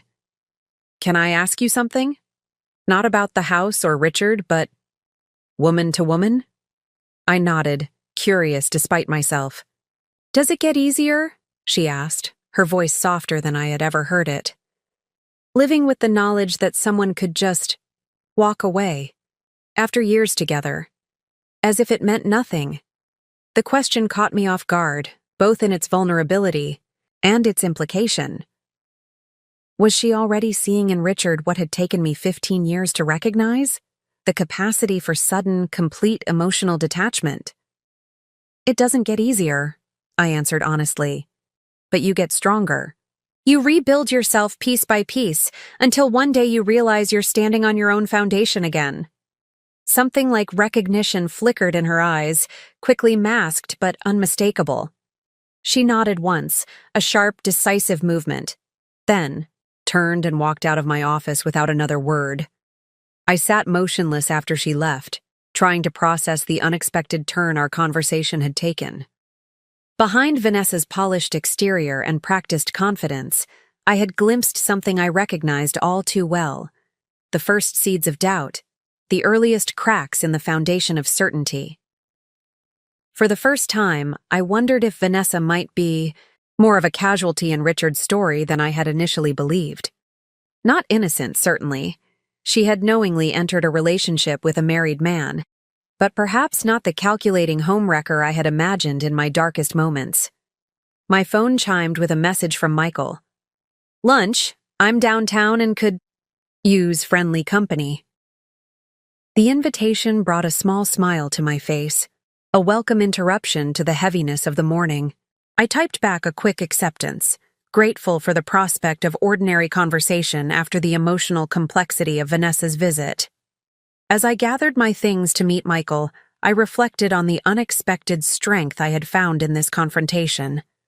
6 months ago, perhaps even 1 month ago, I might have wavered in the face of Vanessa's persistence.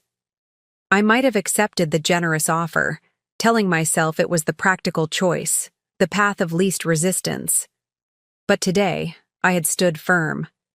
Not out of spite or vindictiveness, but from a place of genuine self-worth, of knowing what I deserved and refusing to settle for less.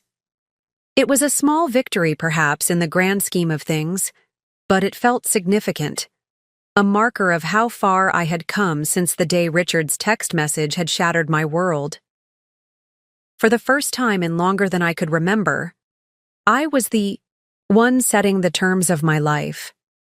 And regardless of what challenges Richard might still throw my way, that knowledge alone felt like a foundation strong enough to build upon. The cafe where Michael and I met for lunch was a small, sun-filled space tucked between a bookstore and an art gallery downtown. It had become our regular spot over the past few months, neutral territory, away from the haunts Richard and I had frequented during our marriage. Michael was already waiting at our usual corner table, a coffee in front of him and a second cup, prepared exactly as I liked it, waiting for me. The small gesture of thoughtfulness, so different from Richard's grand but impersonal gestures, warmed me in ways I was only beginning to recognize. "Rough morning?" he asked as I slid into the chair across from him. "Unexpected," I replied, wrapping my hands around the warm mug. "Vanessa came to see me at the museum." His eyebrows rose. "Alone? Without Richard?" I nodded. "With a purchase offer for the house. 15% above market value." Michael whistled softly. "That's substantial. Are you considering it?" "No," I said firmly. Though I did tell her they could still hold their engagement party there this weekend. It seemed unnecessarily cruel to force them to cancel at this point. He studied me for a moment, a small smile playing at the corners of his mouth. "You continue to surprise me, Julia Coleman." "How so?" "Most people in your position would enjoy watching them scramble. But you're extending consideration they never showed you." I shrugged slightly. "It's not about them. It's about who I want to be in this situation." Our conversation shifted to lighter topics as we ordered lunch. Michael's work at the architectural firm he'd joined after leaving Richard's legal practice, my upcoming exhibition at the museum, a film we both wanted to see. Normal, everyday exchanges that had become a lifeline during the tumultuous months following my divorce. It was only as we were finishing our meals that Michael's expression grew more serious. "I hate to bring this up during lunch, but there's something you should know about Richard." The shift in his tone immediately put me on alert. What about him? Michael hesitated, clearly weighing his words carefully. A colleague at my firm mentioned that Richard has been making inquiries about your LLC, specifically whether there were any irregularities in how it was formed or how the property was transferred. A cold weight settled in my stomach. He's looking for legal vulnerabilities. It appears so, Michael confirmed. From what my colleague could gather, Richard hasn't found anything substantive. Your paperwork is solid, but he's not giving up easily. I nodded, processing this unwelcome but unsurprising information. I expected as much. Richard doesn't lose gracefully, and he certainly doesn't accept defeat without exhausting every possible countermove. There's something else, Michael continued, his voice dropping slightly. A rumor that Richard's father is considering retirement from the bench. This was unexpected. Judge William Harrington was an institution in our county. Stern, respected, and seemingly permanent. Really? He's only in his early 70s. I thought he intended to serve until the mandatory retirement age. That was the plan, Michael agreed. But apparently there's been some discussion of him stepping down early. And he paused, his expression troubled. The timing is interesting. The implication was clear. If Judge Harrington retired now, the governor would appoint a replacement to serve until the next election cycle, and Richard, with his family connections and prestigious legal career, would be a natural candidate for that appointment. You think Richard is positioning himself for his father's seat? I said, the pieces clicking into place. And a public legal battle over property ownership would complicate that narrative. Michael nodded. It's just speculation at this point, but it fits the pattern. Richard has always been methodical about career advancement, and a judgeship would be the next logical step. The information shifted my understanding of the situation subtly but significantly. If Richard was indeed angling for a judicial appointment, the stakes of our property dispute extended far beyond wounded pride or inconvenience. A public legal battle that revealed his carelessness with legal documents would be politically damaging, potentially derailing his ambitions. This explains Vanessa's urgency, I murmured, thinking aloud. The generous offer, her insistence on a quick resolution. It would certainly add pressure to resolve this quietly, Michael agreed. I sipped my coffee, considering the implications. So I now have leverage I didn't realize I possessed. Potentially, yes, Michael confirmed. Though using it would mean stepping into exactly the kind of calculated game Richard excels at playing. I smiled slightly. You think I should take the high road? I think, he replied carefully, that you should make decisions based on what brings you peace, not what inflicts the most strategic damage on Richard. One path leads to healing, the other keeps you tethered to him through continued conflict. His words resonated with the conclusions I had already been reaching on my own. That true freedom from Richard meant making choices independent of his reactions, his suffering, or his convenience. You're right, I acknowledged, though I admit there's a certain temptation in the idea of holding this over him. Michael smiled. Of course there is. You're human. But you're also better than that, which is something Richard never fully appreciated about you. Before I could respond, my phone buzzed with an incoming call. The name on the screen made me freeze momentarily. Judge William Harrington.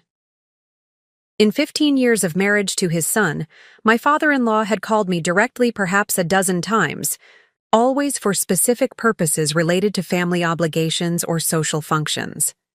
Since the divorce, there had been no contact whatsoever.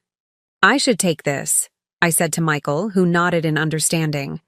I stepped outside the cafe into the crisp autumn air before answering. Hello, Judge Harrington? Julia. His voice was exactly as I remembered, precise, measured, carrying the weight of authority honed through decades on the bench. I hope I'm not interrupting anything important. Not at all, I replied, keeping my tone neutral despite the tension coiling inside me. "This is an unexpected call." "Yes, well." He cleared his throat slightly. "Unusual circumstances sometimes require direct communication. I wonder if we might meet to discuss the situation regarding the Oakwood Heights property." Despite anticipating some form of intervention, from Richard's powerful father, the directness of the approach still caught me off guard. "I'm not sure what there is to discuss, Judge. The legal status of the property is quite clear." "Indeed," he replied, his tone giving nothing away. "Nevertheless, I believe a face-to-face conversation would be beneficial. Perhaps this afternoon? Say 3 o'clock at my chambers?" The suggestion, phrased as a polite request but carrying an unmistakable expectation of compliance, was pure William Harrington. During my marriage to Richard, such invitations had been functionally commands, part of the unspoken rules of belonging to the Harrington family. But I was no longer a Harrington. "I'm afraid my schedule is quite full today," I replied, surprising myself with my own calm refusal. "However, I could meet you for coffee tomorrow morning at Westlake Coffee Roasters downtown. Perhaps 9:30? The silence that followed spoke volumes. Judge Harrington was unaccustomed to having his suggested arrangements countered, particularly by someone he likely still viewed as his son's abandoned wife.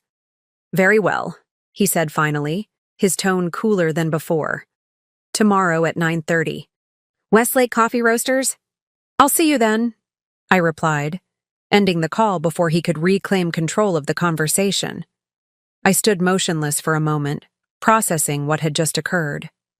For the first time in my memory, I had directly contradicted William Harrington's wishes, not with anger or defiance, but with simple, firm boundary setting. When I returned to our table, Michael took one look at my expression and raised an eyebrow. "Everything okay?" "Judge Harrington wants to meet with me about the house," I explained, sliding back into my chair. "He suggested his chambers this afternoon. I countered with coffee tomorrow morning. On my territory, not his." Michael's eyes widened slightly. "And he agreed?"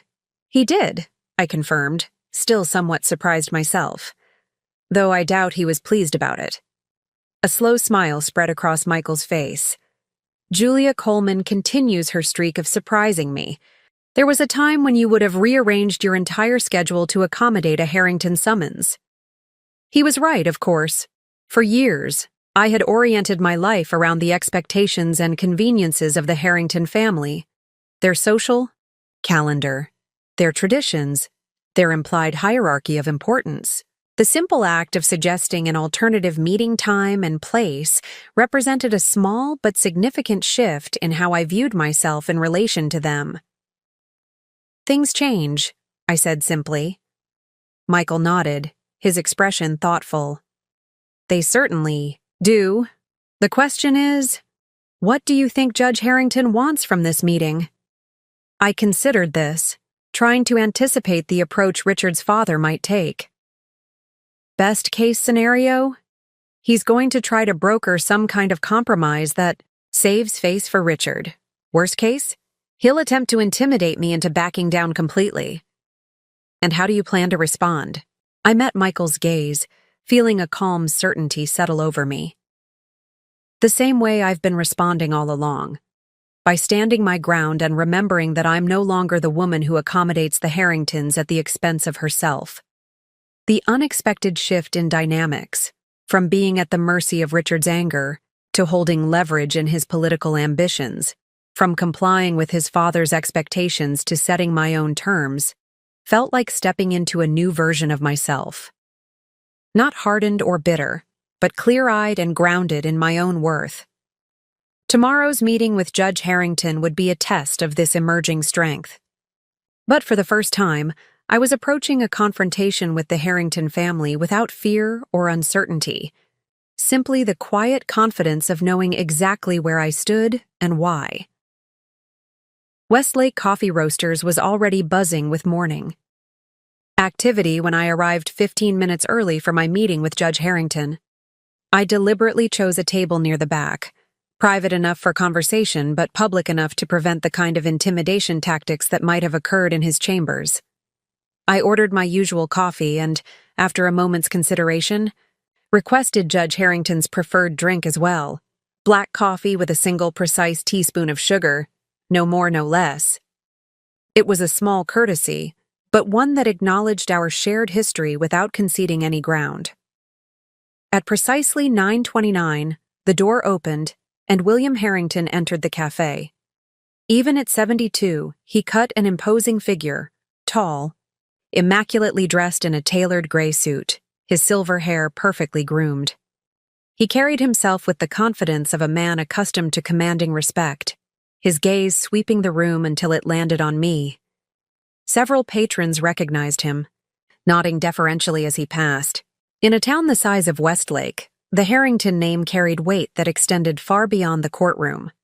For 3 generations, they had been pillars of the community: judges, philanthropists, power brokers. "Julia," he said as he reached my table, his tone formal but not cold. "You're looking well." "Thank you, Judge Harrington," I replied, gesturing to the chair across from me. "I took the liberty of ordering your coffee. Black with 1 sugar, if your preference hasn't changed." A flicker of surprise crossed his features before he masked it with a polite nod. "It hasn't. Thank you." He settled into the chair with the deliberate movements of a man who had spent decades controlling courtrooms. There was nothing rushed or uncertain in his demeanor, despite the unusual circumstances of our meeting. "I appreciate you making time to see me," he began, exactly as if I had been the one to request the meeting rather than him. "Of course," I replied, matching his measured tone. "Though I confess I'm curious about the purpose of this conversation. Judge." Harrington took a careful sip of his coffee, his expression revealing nothing. "I've always appreciated your directness, Julia. It's a quality that served you well as Richard's wife, though perhaps not always one he fully valued." The unexpected acknowledgement caught me off guard. Throughout my marriage to Richard, his father had always presented a united front with his son, never suggesting by word or expression that Richard might be anything less than exemplary as a husband. "Thank you," I said simply, waiting for him to continue rather than filling the silence. "I'll be equally direct," he said after a moment. "This situation with the Oakwood Heights property has created significant complications for all parties involved." I nodded, but offered no immediate response, using a technique I had observed him employ countless times in family discussions, the strategic pause that compelled others to elaborate. It worked. After a moment, he continued, "Richard informs me that you purchased the property through an LLC 5 years ago, without his knowledge, and that you've now terminated the rental agreement he signed under what he considers misleading circumstances." "That's partially accurate," I replied calmly. "I did purchase the property through my LLC 5 years ago, using funds from my separate property account as defined in our prenuptial agreement. As for the rental agreement, it was standard, transparent, and clearly worded. There was nothing misleading about it." The judge's expression remained neutral, but I detected a slight tightening around his eyes. Nevertheless, Richard feels he was not fully informed about the nature of the transaction. "With all due respect, Judge Harrington, your son is an attorney with 15 years of experience in property law. He signed a document without reading it carefully. That's regrettable, but it's hardly my responsibility." He studied me for a long moment, as if seeing me through new eyes. "You've changed, Julia." "Yes," I agreed simply. "I have." He took another sip of his coffee, his gaze never leaving my face. "I've always respected you, you know. Even when Richard and I disagreed about certain choices you made, your insistence on maintaining your career at the museum, your reluctance to participate more actively in his political ambitions. This revelation was unexpected. During my marriage, Judge Harrington had never given any indication that he might take my side in disagreements with Richard, or that he recognized the sacrifices I had made. I wasn't aware of that, I said carefully. Ghost of a smile touched his lips. No, you wouldn't have been. Harrington men have a regrettable tendency to present a united front to the world, even when privately we might hold different views. The admission created a momentary shift in the atmosphere between us. Not warmth exactly, but a kind of honesty that had never characterized our relationship during my marriage to his son. I appreciate your candor, I said. But I assume you didn't request this meeting to share retrospective insights about my marriage. No, he acknowledged. I'm here because there's a way forward that could benefit everyone involved, if you're willing to consider it.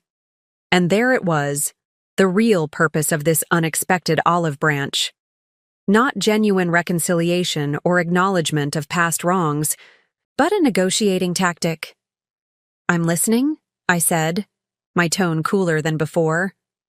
Judge Harrington leaned forward slightly, his voice dropping to ensure privacy despite the busy cafe around us. I'm retiring from the bench at the end of the year. It's not public knowledge yet, but the announcement will be made next month. This confirmed Michael's information, but hearing it directly from Judge Harrington gave it a weight and immediacy that transformed it from rumor to reality. Congratulations on your retirement, I said, offering the expected response while waiting for the other shoe to drop. Thank you. He paused, choosing his next words with evident care. The governor will appoint my replacement, of course. Richard is being considered for the position. I nodded, unsurprised by this revelation. I had heard rumors to that effect. Something flickered in his eyes, perhaps surprised that I was already aware of this development. Then you understand why the current situation presents challenges. A public legal battle over property ownership, particularly one that hinges on a failure to properly review legal documents, would be problematic for his candidacy. I imagine it would be, I agreed, neither offering relief nor expressing satisfaction at this predicament. Judge Harrington studied me for a moment longer before continuing. Julia, I'm not here to threaten or pressure you. Those tactics might be Richard's approach, but they've never been mine. I'm here to propose a mutually beneficial arrangement. Which is? You allow Richard and Vanessa to remain in the house until after the appointment process is complete, likely 4 to 6 months. In exchange, they will sign a formal acknowledgement of your ownership and agree to vacate the property at the end of that period without contest. Additionally, he added, his tone deliberate, I'm prepared to offer you a position on the Harrington Foundation Board, a role that would recognize your contributions to the arts community and provide you with significant influence over cultural funding in the region. The offer was shrewd, addressing both practical concerns about the house and offering professional rehabilitation after months of Richard's efforts to diminish my standing in the community. It was, by any objective measure, a generous compromise, but it also represented everything I had been fighting against since the divorce. The Harrington approach to problem solving, where influence and position were currency, where conflicts were resolved through the strategic application of power rather than genuine recognition of right and wrong. That's a thoughtful proposal, I said carefully. May I ask why you're the one making it rather than Richard? Judge Harrington's expression shifted slightly, a brief flash of something that might have been disappointment. Richard can be stubborn, particularly when his pride is involved. He authorized me to negotiate on his behalf, but was reluctant to make the approach personally. I nodded, unsurprised. And Vanessa? Is she aware of this offer? She is, he confirmed. In fact, she was instrumental in convincing Richard to consider a compromise. This detail aligned with the vulnerability I had glimpsed during Vanessa's visit to my office. Perhaps she was indeed beginning to recognize aspects of Richard's character that had taken me years to fully comprehend. I took a moment to consider the offer, weighing it against my own priorities and principles. When I finally spoke, my voice was calm but resolute. I appreciate the proposal, Judge Harrington, and the respectful way you've presented it, but I'm afraid I must decline. Surprise registered briefly in his eyes before he masked it. May I ask why? It seems a reasonable compromise that would benefit all parties.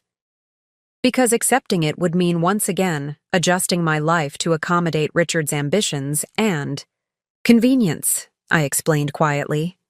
It would mean allowing the Harrington family priorities to supersede my own, just as they did throughout my marriage. And most importantly, it would mean participating in a system where power and influence determine outcomes rather than principles and legitimate rights. Judge Harrington sat back slightly, his expression unreadable. I see. However, I continued, I'm willing to offer a different compromise. Richard and Vanessa may hold their engagement party at the house this weekend as planned.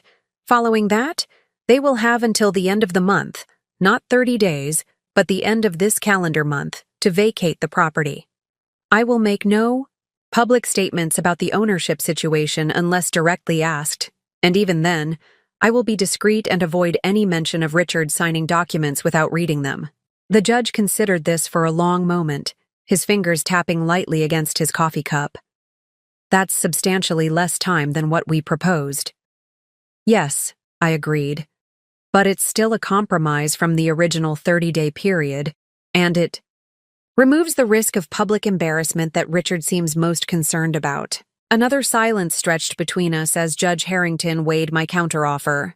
Finally, he nodded once, a crisp movement that seemed to acknowledge both the terms and the shift in power they represented. I believe Richard will accept those terms, he said, his tone formal but not cold.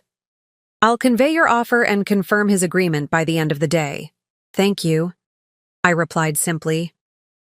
As he prepared to leave, Judge Harrington paused, studying me with an expression I couldn't quite interpret.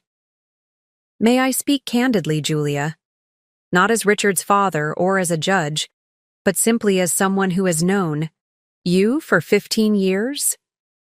I nodded, curious despite my wariness. Richard made a grave mistake when he ended your marriage, he said quietly.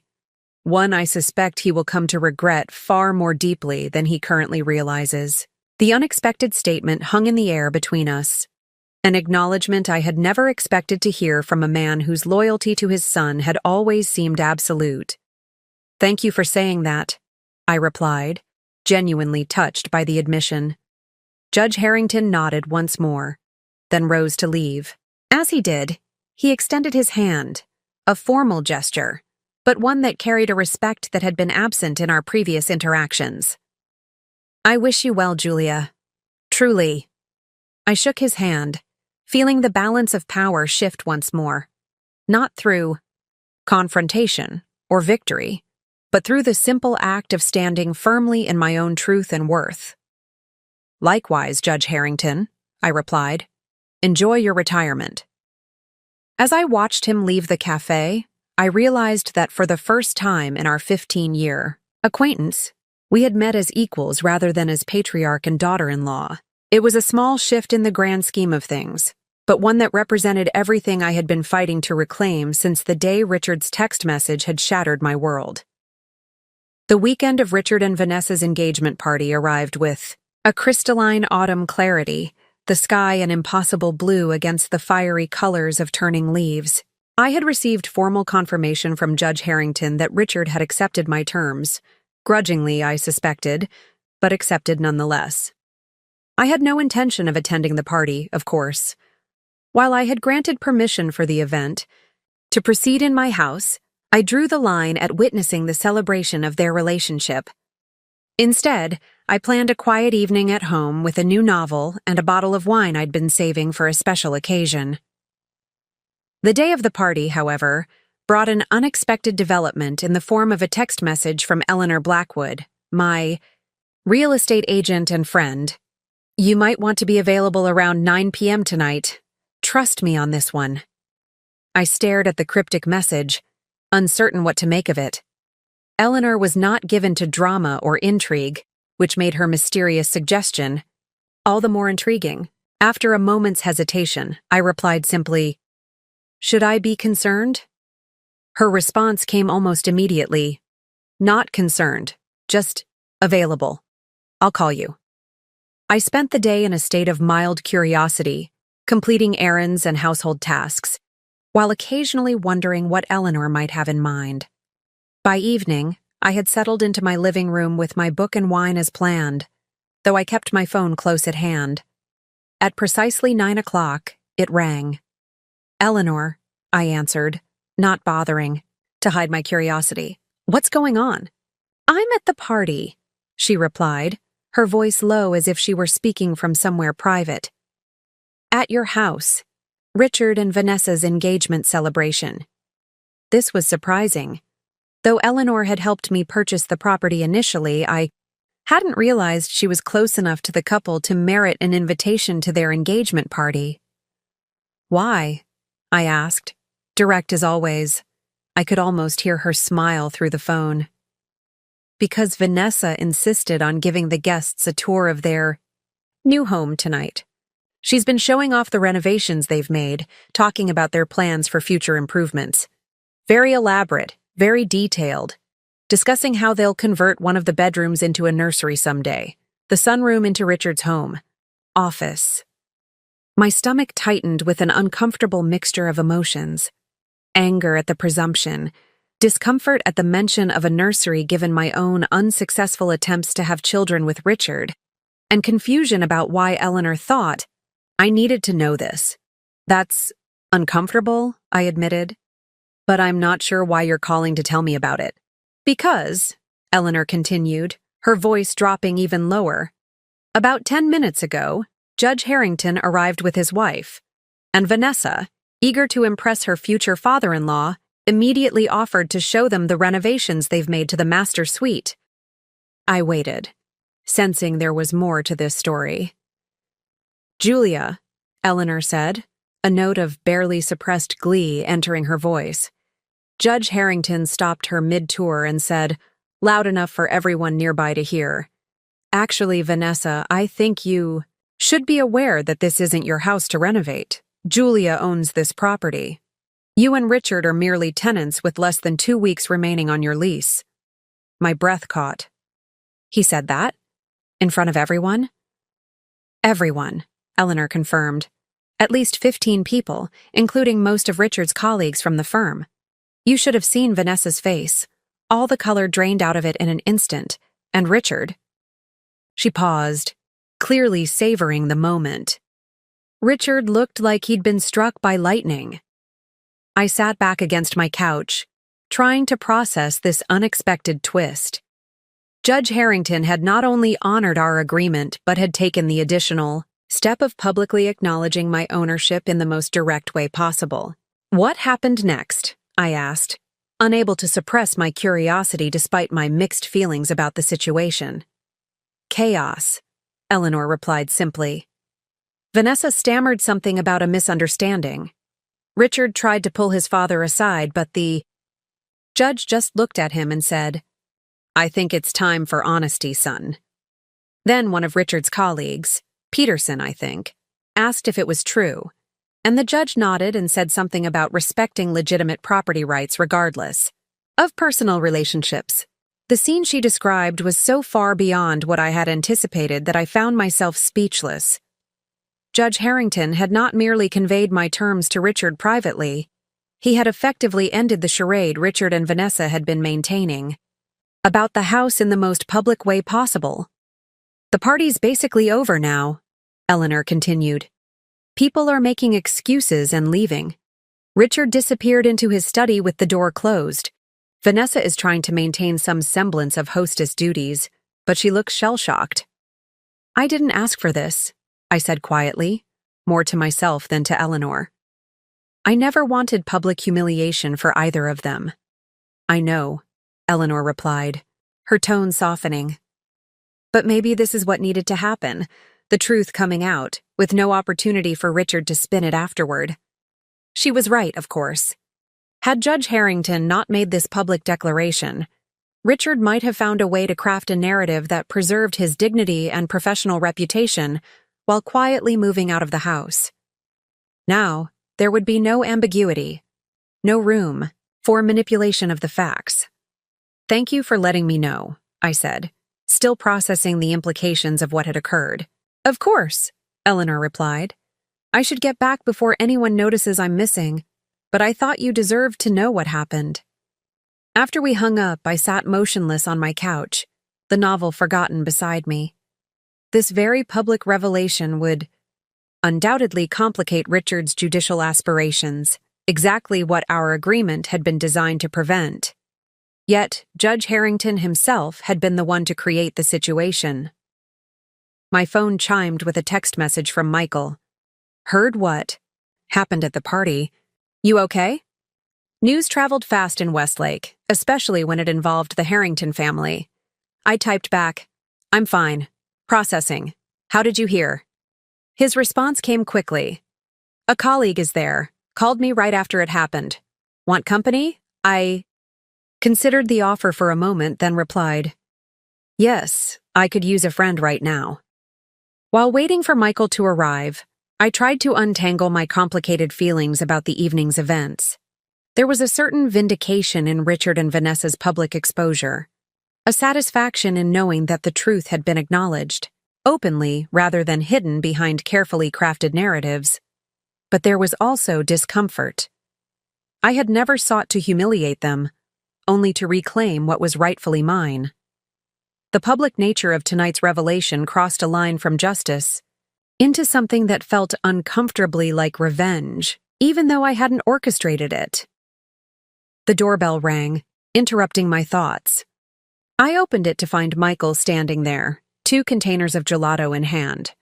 A peace offering of sorts, or perhaps a celebration. I wasn't sure if this called for comfort food or celebration treats, he explained with a small smile. So I brought both?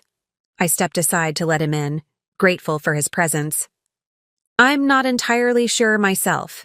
We settled in my living room, the abandoned novel and wine joined by Michael's gelato offerings. For a few minutes, we sat in comfortable silence, both of us processing the evening's unexpected developments. So, Michael finally said, Judge Harrington himself delivered the news. That's surprising. Extremely, I agreed, especially after our conversation where he emphasized the importance of discretion for Richard's judicial aspirations. Michael considered this, his expression thoughtful. Maybe that was the point. Maybe after meeting with you, he realized that Richard needed to face the consequences of his actions more directly. Or maybe, I suggested, he was simply tired of cleaning up his son's messes, of perpetuating the cycle where Richard acts impulsively and others manage the fallout. Either way, Michael said, it's a significant moment. After years of Richard controlling the narrative, about your marriage, the divorce, even the house, the truth is finally public, and it came from the most unimpeachable source possible. He was right, of course. No one in Westlake would question Judge William Harrington's word. His public acknowledgement of my ownership transformed what might have been dismissed as a bitter ex-wife's claim into an established fact. It feels strange, I admitted, taking a small spoonful of gelato. I've spent so long fighting to be heard, to have my version of events acknowledged, and now that it's happened, I'm not sure how to feel about it. Michael studied me for a moment. You're not enjoying their humiliation as much as you thought you might. It wasn't a question, but I answered anyway. No. It feels hollow somehow. Like watching someone you once loved fall from a great height. There's no satisfaction in it, only a strange sense of loss. That's because you're not vindictive by nature, Michael replied simply. Despite everything Richard did to you, you never wanted to destroy him. You just wanted what was rightfully yours. His understanding, so different from Richard's constant misinterpretation of my motives, warmed me in ways the wine and gelato couldn't. For perhaps the first time, I fully recognized the contrast between the relationship I had lost and the friendship that had sustained me through its aftermath. What happens now? Michael asked after another comfortable silence. They move out, as agreed, I replied. And I move forward. Into the house? He asked, his tone careful, neutral. I considered the question, which I had been asking myself for weeks. I'm not sure yet. Part of me wants to reclaim it, to finally live in the space I fell in love with all those years ago. But another part wonders if it might always carry the shadow of tonight, of the end of my marriage, of Richard and Vanessa's brief tenancy. Michael nodded, understanding without requiring further explanation. You have time to decide. It's your house. You can take as long as you need to determine what role you want it to play in your life moving forward. My house.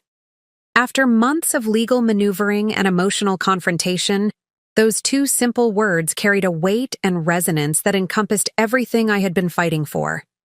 Not just physical ownership of a property, but ownership of my choices, my future, my narrative. As the evening progressed, Michael and I talked about lighter matters: upcoming exhibitions at the museum, a new restaurant downtown, a film we both wanted to see. The normalcy was comforting, a reminder that life continued beyond the drama of reclaiming my house and confronting my ex-husband. When Michael finally rose to leave, near midnight, I walked him to the door with a sense of peace I hadn't expected to feel on this tumultuous day. Thank you, I said simply, for being here tonight, for being here through all of it, really. He smiled, the warmth reaching his eyes in that way that had become increasingly familiar and welcome. Always, he replied, the single word carrying more meaning than an elaborate speech might have. After he left, I stood at my window for a long moment, looking out at the quiet street below. Somewhere across town, in my house, Richard and Vanessa were dealing with the aftermath of their public humiliation, their carefully constructed narrative shattered by Judge Harrington's unexpected intervention. But for the first time since receiving that 14-word text message that had ended my marriage, I wasn't defining my feelings or choices in relation to Richard. Instead, I was standing firmly in my own truth, neither seeking vengeance nor accepting diminishment. In that moment of clarity, I realized that true triumph wasn't about watching Richard and Vanessa's faces when they discovered the truth about the house. It wasn't about public vindication or even reclaiming physical property. True triumph was reclaiming myself, my dignity, my agency, my future, completely and without reservation. And that victory, unlike the hollow satisfaction of watching someone else fall, felt both substantial and sustaining. The week following the engagement party passed in a surreal blur. I threw myself into work at the museum, focusing on the upcoming winter exhibition rather than the whispers and glances that followed me whenever I ventured into public spaces around town. Word of Judge Harrington's revelation had spread quickly through Westlake's social circles, transforming me overnight. From Richard's abandoned ex-wife to the woman who owned Richard's dream house all along. It was a narrative shift I hadn't sought, but couldn't entirely escape. I hadn't heard directly from either Richard or Vanessa since the party, though Eleanor kept me updated on their activities at the house. According to her sources, the housekeeper, they'd hired primarily. They were packing methodically, room by room, the process apparently overseen by Vanessa, while Richard remained noticeably absent most days. Apparently, he's barely been home, Eleanor told me over lunch on Thursday. Vanessa's handling everything, the movers, the logistics, canceling the contractors they'd scheduled for additional renovations. She's quite efficient, I'll give her that. I nodded, uncomfortable with the topic despite my curiosity. Where are they moving to? A penthouse downtown, from what I've heard. Richard already owned it, an investment property he's had for years. Not as grand as Oakwood Heights, but prestigious in its own way. The information settled strangely in my chest. Another property I hadn't known about despite 15 years of marriage. Another secret kept. Another piece of evidence that Richard and I had lived parallel lives rather than a truly shared one. When will they be completely moved out? I asked, redirecting the conversation to practical matters. "The movers are scheduled for this Sunday," Eleanor replied. "Everything should be cleared by evening, well ahead of your end-of-month deadline." I nodded, relieved that at least this part of the process would be drama-free. "Good. That's good." Eleanor studied me over her salad, her expression softening. "Have you decided what you're going to do with the house once it's empty?" It was the question everyone seemed to be asking, directly or indirectly. What would I do with this property that had become the center of so much drama? Would I move in? Sell it? Rent it to someone else? Not yet, I admitted. I need to see it first, empty, without their presence or their renovations. I need to know if it still feels like mine, or if too much has changed. Eleanor nodded, understanding without requiring further explanation. "I can arrange for the cleaners to go in Monday morning, after they've moved out. A deep clean, to remove any traces of their tenancy. Then perhaps you and I could walk through on Monday afternoon. No pressure, just an initial assessment." The thoughtfulness of her offer touched me. That would be perfect. Thank you, Eleanor. Our conversation shifted to other topics, but the impending walkthrough remained at the back of my mind for the rest of the week. I found myself both anticipating and dreading the moment when I would step back into the house, my house, without Richard and Vanessa's presence shaping the space. Sunday evening, I received a text from Eleanor. "All moved out. Cleaners confirmed. For 8 a.m. tomorrow. Meet at the house at 2?" I replied with a simple confirmation, then spent a restless night alternating between anticipation and anxiety. By morning, I had resigned myself to the emotional complexity of the day ahead and focused instead on practical preparations: comfortable shoes for walking through the large house, a notebook for any immediate observations or necessary repairs, a bottle of champagne for afterward, regardless of what I decided about the property's future. The day passed in a blur of work tasks intentionally scheduled to keep my mind occupied. Before I knew it, it was time to drive to Oakwood Heights for my first visit to the house as its empty, acknowledged owner. Eleanor was waiting for me in the circular driveway, her expression warm but professional. "The cleaners did an excellent job," she said as I approached. "It's immaculate inside." I nodded, my gaze drawn to the grand facade with its elegant Victorian detailing, the ornate trim work, the stained glass accents, the wide front porch that had first captured my imagination 6 years ago when we initially toured the property. "Are you ready?" Eleanor asked gently. "As I'll ever be," I replied, drawing a deep breath before following her up the walkway. She unlocked the front door with a flourish, then stepped aside to allow me to enter first.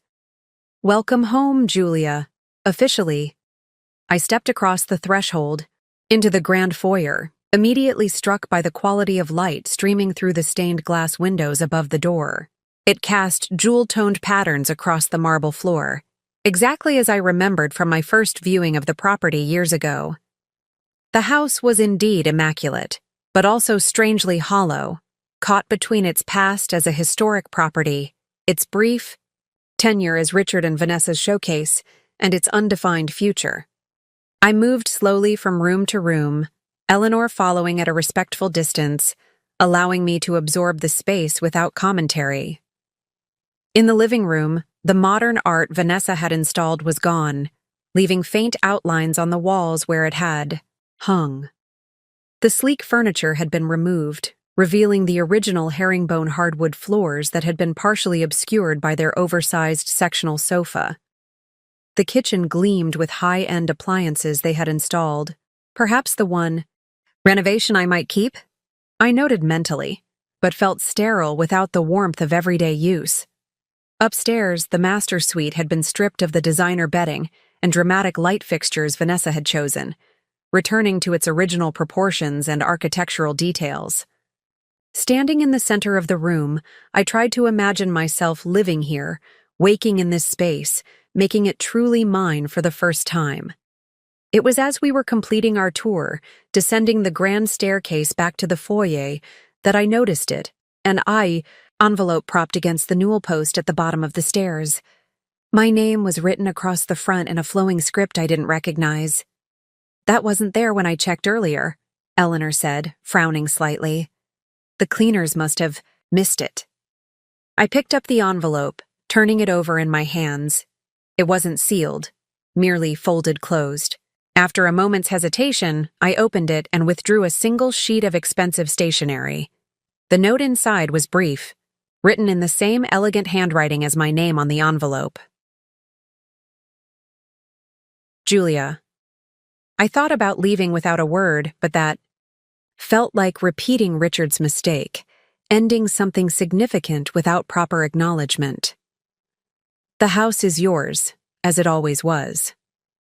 I wish I could say I'm returning it in better condition than we found it, but the truth is more complicated. Some of our changes may be improvements in your eyes. Others may feel like violations of your vision for this space. Either way, I hope you find peace here, should you choose to stay, or closure, should you choose to leave it behind. Life is too short for bitterness. I'm learning that lesson earlier in my relationship with Richard than you did, for which I should perhaps thank. Here's Vanessa. I stared at the note, reading it twice more before handing it wordlessly to Eleanor, who skimmed it with raised eyebrows. "Well," she said finally, "that's unexpected." "Yes," I agreed, still processing the surprising glimpse into Vanessa's thoughts. There was no apology in the note, not explicitly, but there was an acknowledgement of reality and perhaps even a veiled warning about her relationship with Richard. For the first time, I found myself wondering about Vanessa not as the other woman or Richard's young girlfriend, but as an individual navigating her own complex relationship with a man whose capacity for sudden detachment I knew all too well. "What are you thinking?" Eleanor asked after a moment of silence. I folded the note carefully and returned it to its envelope. "I'm thinking that everyone in this situation is more complicated than I initially believed, including me." Eleanor smiled, slightly. "That's generally true of most situations in my experience." We completed our tour with a visit to the back gardens, which were dormant now in late autumn, but still showed the careful planning of the original landscape architect. The gazebo where Richard and Vanessa had planned to hold their wedding ceremony stood empty, and somehow forlorn among the bare trees and dried perennial beds. As we walked back to our cars, Eleanor asked the question I'd been considering throughout our tour. "So, what's your verdict? Will you make this your home, or is it time to let it go?" I looked back at the house, my house, with its graceful lines and rich history. The property I had fallen in love with, saved for, purchased secretly, lost temporarily, and finally reclaimed. "I don't know yet," I admitted. "But for the first time, it feels like a genuine choice rather than a reaction to Richard or a statement about our marriage. And that's progress, I think." Eleanor nodded, understanding without requiring further explanation. "Take your time. The house has stood for over a century. It can wait a little longer for you to decide its future, and yours." As I drove away from Oakwood Heights that afternoon, I felt a profound sense of completion. Not of my journey, which continued to unfold in unexpected ways, but of this particular chapter. I had entered and exited the house on my own terms, neither seeking confrontation nor avoiding difficult emotions. It wasn't yet clear whether the Victorian mansion would become my home, or simply a stepping stone in my ongoing reconstruction of self. But for the first time since receiving Richard's text message 6 months ago, I felt fully capable of making that decision from a place of strength rather than reaction. Whatever came next would be my choice. My future. My dignified exit from the past we had shared, and my entry into a life that was entirely my own. The leaves had nearly all fallen by the time Michael and I met for our regular Sunday brunch at Westlake Cafe. a weekly tradition that had evolved naturally during the months following my divorce. The restaurant's patio had closed for the season, so we sat at our usual table by the window, watching occasional gusts of wind send the remaining leaves spiraling down to join their companions on the rain-dampened sidewalks. "You seem lighter today," Michael observed as we waited for our coffee. "More settled somehow." I smiled, recognizing the truth in his assessment. "I think I am. It's been 2 weeks since the walkthrough at Oakwood Heights. 2 weeks of not having to think about Richard or Vanessa or who owns what. It's peaceful." "Have you decided what you're going to do with the house?" he asked, the question gentle rather than pressing. It was a decision I'd been contemplating since that afternoon with Eleanor, turning the options over in my mind during quiet moments. "I'm leaning toward selling it," I admitted. "Not immediately, but eventually." Michael nodded, encouraging me to continue. "I love that house," I explained. "I always have, from the first moment I saw it, but I've realized that my attachment to it was partly about what it represented, the life I thought Richard and I would build there someday, the family we hoped to create." Our coffee arrived, providing a momentary pause in the conversation. I wrapped my hands around the warm mug, gathering my thoughts. Without those expectations, without that imagined future, I continued, it's just a beautiful, historic property, one that deserves owners who will love it for what it is, not for what it symbolized in a marriage that no longer exists. Michael considered this, his expression thoughtful. "That sounds like a healthy perspective." "It feels healthy," I agreed. "For the first time since the divorce, I'm making decisions based on what I want for my future, not in reaction to my past with Richard." "So what do you want?" he asked, the question simple but profound. "For your future, I mean." I took a sip of my coffee, considering the question with the seriousness it deserved. "I want to build a life that's authentically mine, not defined by being Richard's ex-wife or the woman who owned his dream house. Just me. Julia Coleman, museum curator, photography enthusiast, terrible baker but excellent gardener." Michael smiled at my self-description. "Sounds like a pretty great starting point." "What about you?" I asked, realizing that our conversations had often focused on my situation rather than his aspirations. "What do you want for your future?" He seemed momentarily caught off guard by the question, as if he wasn't accustomed to being asked about his own desires. "I want," he began, then paused, considering. "Professional satisfaction, yes. The firm is doing well, and I enjoy the work. But more than that, I want connection. Real connection, not the surface-level socializing that passes for relationship in too many circles." The honesty in his answer resonated with me. After years in the Harrington orbit, where social interactions were often strategic rather than genuine, I understood the hunger for authentic connection all too well. Our brunch arrived, momentarily pausing the conversation. As we ate, the discussion shifted to lighter topics, a documentary series we were both watching, an upcoming exhibition at the museum, plans for the holiday season that was rapidly approaching. It was only as we were finishing our meals that Michael circled back to our earlier topic. "There's something else you should know," he said, his tone shifting to something more serious. "About Richard." I tensed slightly, bracing myself for whatever new development was coming. "What now?" "The judicial appointment," Michael explained. "It's not happening. At least not this cycle." This was unexpected news. "Because of the house situation?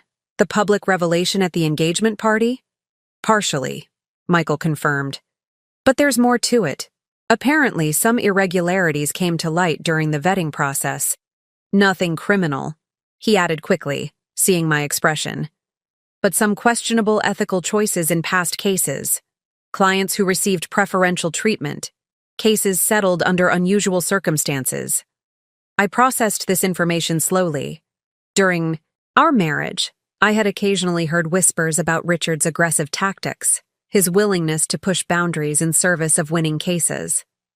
But I had always dismissed these concerns, telling myself that all successful attorneys operated in gray areas sometimes. "How did you hear about this?" I asked. "The legal community in Westlake is small," Michael replied with a slight shrug. "Word gets around, especially when someone as prominent as Richard Harrington is passed over for an appointment everyone assumed was essentially guaranteed." I nodded, absorbing this new reality. "How is he taking it?" "Not well, from what I've heard. He's been absent from the firm more than usual, canceled court appearances, delegating cases to junior associates." A familiar knot of worry formed in my stomach, the reflexive concern for Richard's well-being that had been part of my emotional landscape for 15 years. I recognized it now for what it was, the lingering habit of a marriage that no longer existed, not a responsibility I needed to shoulder. "That's unfortunate," I said finally, "but not my problem anymore." Michael studied me for a moment, as if gauging whether my words reflected my true feelings. "No," he agreed softly. "It's not." The simple acknowledgement felt surprisingly freeing. Permission to release the last vestiges of responsibility for Richard's emotions and choices. For too long, I had oriented myself around his moods, his needs, his ambitions. Even after the divorce, I had continued to define my actions partly in relation to their impact on him. "You know," I said, the realization crystallizing as I spoke, "I think this is what healing actually feels like. Not the absence of pain or memories, but the freedom to acknowledge them without being controlled by them." Michael's smile was warm with understanding. "That sounds exactly right." As we left the cafe, walking together down the leaf-strewn sidewalk, I felt a sense of peace that had been elusive for months. The crisp autumn air filled my lungs, and the town around me, the same streets and buildings I had walked past for years, somehow looked different, fresher, full of possibilities I hadn't previously recognized. "Do you have plans for the rest of the day?" Michael asked as we approached the corner where we would typically part ways. "Nothing specific," I replied. "Some work I brought home. Perhaps that novel I've been trying to finish for weeks." He hesitated briefly, then said, "I was planning to drive out to Lakeview Park this afternoon. The autumn colors along the hiking trails are supposed to be exceptional right now. Would you like to join me?" The invitation hung in the air between us, simple but laden with potential meaning. This wouldn't be our usual coffee or lunch meeting, the friendly support sessions that had sustained me through the divorce. This would be something chosen purely for enjoyment, for pleasure, for the simple desire to spend time together beyond the context of my healing process. It would be, I realized, a step toward whatever came next. "I'd like that," I said, surprising myself with how easily the words came. "Very much." The smile that spread across Michael's face, genuine, warm, perhaps even slightly relieved, mirrored the lightness I felt expanding in my own chest. Not the heady rush of new romance, but something steadier and more grounded. The quiet joy of connection built on mutual respect and genuine understanding. As we walked toward his car, our conversation flowing easily between topics, I reflected on the journey of the past 6 months. From the devastating text message that had ended my marriage to the complicated reclamation of my house, to this moment of simple, uncomplicated happiness, walking beside a man who saw me clearly and valued what he saw. The process hadn't been linear or neat. It had involved anger, grief, calculation, confrontation, vindication, and finally, release. I had lost a husband but found myself, lost a marriage but discovered my own strength, lost a dream but gained the freedom to create new ones, on my own terms. And perhaps most importantly, I had learned that emotional processing wasn't something to be rushed or avoided, but experienced fully, each stage acknowledged and honored for the lessons it contained, each feeling recognized as valid regardless of its complexity or inconvenience. Standing at the precipice of whatever came next, a new relationship perhaps, or simply a deepened friendship, a new home or a reimagined version of my current space, a life defined by its own contours rather than the shadow of what had been lost. I felt ready. Not because the past no longer mattered, but because I had finally granted it its proper place. As a chapter in my story, not the whole book. As Michael's car pulled away from the curb, carrying us toward an afternoon of autumn colors and easy conversation, I turned my face toward the sun breaking through the clouds, embracing both the warmth of the present moment and the promise of those yet to come. The winter months passed in a blur of quiet transformation. Outside, Westlake disappeared beneath a blanket of snow that softened its edges and muffled its sounds, while inside, I found myself settling into a new rhythm of life that felt increasingly like my own creation rather than an adaptation to loss. The winter exhibition at the museum, my first major project since being reinstated as curator, opened to critical acclaim and record attendance. My downtown condo, once viewed as merely a transitional space following the divorce, had gradually become a true home, filled with books and artwork I loved, furniture chosen for comfort rather than impression, and the quiet confidence of a woman who had reclaimed her sense of self. And then there was Michael, whose presence in my life had evolved from supportive friend to something deeper, warmer, a relationship building not on the dramatic intensity of crisis, but on the steady foundation of mutual respect and genuine compatibility. It was a peaceful time, but not an isolated one. Even as I constructed this new life, ripples from the confrontation over the house continued to spread through the interconnected circles of Westlake society, occasionally washing back to touch my shores in unexpected ways. The first ripple arrived. On a snowy January evening, when I was working late at the museum preparing for a board presentation. My assistant appeared at my office door, her expression unusually hesitant. "There's someone here to see you," she said. "Vanessa Mitchell." I looked up from my computer, genuinely surprised. I hadn't seen or spoken to Vanessa since before she and Richard had moved out of my house 3 months earlier. Did she say what this is about? No, just that it's personal rather than professional. I can tell her you're unavailable if you prefer. I considered this for a moment, curiosity eventually winning out over caution. No, it's all right. Please send her in. Moments later, Vanessa appeared in my doorway, as immaculately put together as always in a camel coat and designer boots appropriate for the snowy weather. Yet there was something different about her, a subtle shift in her demeanor, less polished confidence and more genuine uncertainty. "Thank you for seeing me," she said, remaining near the door as if uncertain of her welcome. "I won't take much of your time." "Please, sit down," I offered, gesturing to the chair across from my desk. Professional courtesy, if nothing else, demanded this much. She hesitated, then crossed to the chair and sat, her movements precise and controlled. Up close, I could see faint shadows beneath her eyes, partially concealed by expertly applied makeup, but visible nonetheless. "I won't pretend this isn't awkward," she began, meeting my gaze directly. "But there are things I think you deserve to know, and I'm not sure anyone else will tell you." The statement immediately put me on alert. "About Richard?" She nodded, her hands clasped tightly in her lap. "Yes, about Richard, about our relationship, about the patterns I've begun to recognize." Something in her tone, a mixture of resignation and dawning awareness, resonated with me in a way I hadn't expected.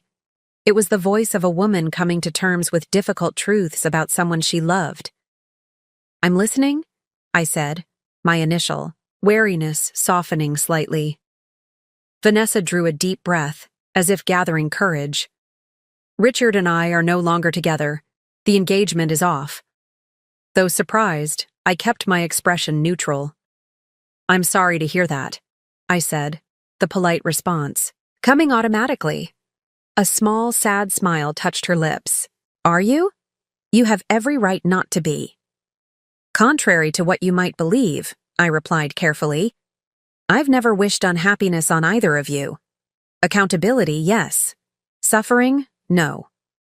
She studied me for a moment, as if reassessing her preconceptions. "That's generous, given the circumstances." I shrugged slightly. "What happened between you and Richard?" "The same thing that happened between you and Richard, I suspect," she answered, her voice taking on an edge of bitter recognition. "Just accelerated. The gradual withdrawal of genuine attention. The increasing criticism masked as helpful suggestions. The subtle undermining of confidence. And eventually, the emotional detachment." Her description was so eerily familiar, so precisely aligned with my own experience during the final years of my marriage, that I felt a chill run through me, despite the warmth of my office. "How long?" I asked softly. 3 months, she replied. "Things started to change after the engagement party, after your ownership of the house was revealed. At first I thought it was just wounded pride, the embarrassment of the public revelation. But it became something more, a fundamental shift in how he viewed me." I nodded, understanding all too well. "Because you had witnessed his vulnerability, his mistake." "Exactly," she confirmed, a flash of surprise crossing her features at my immediate comprehension. Suddenly, I wasn't the perfect partner anymore. I was someone who had seen him fail, who knew he wasn't infallible. And that was unacceptable to him, apparently. The parallels to my own experience were striking. Throughout our marriage, Richard had systematically distanced himself from anyone who witnessed his moments of weakness or failure, be they colleagues, friends, or even family members. I had been the sole exception, until I wasn't. Did he end things? Or did you? I asked, curiosity overcoming my usual restraint. "I did," she said, a hint of pride entering her voice. 3 weeks ago, after I found text messages on his phone, conversations with a paralegal at his firm. History repeating itself, it seems. The revelation shouldn't have surprised me, yet somehow it did. Not that Richard had found someone new. That pattern was, well established, but that he had been so careless, so predictable in his methods. "I'm truly sorry, Vanessa," I said, meaning it despite our complicated history. "No one deserves that kind of betrayal."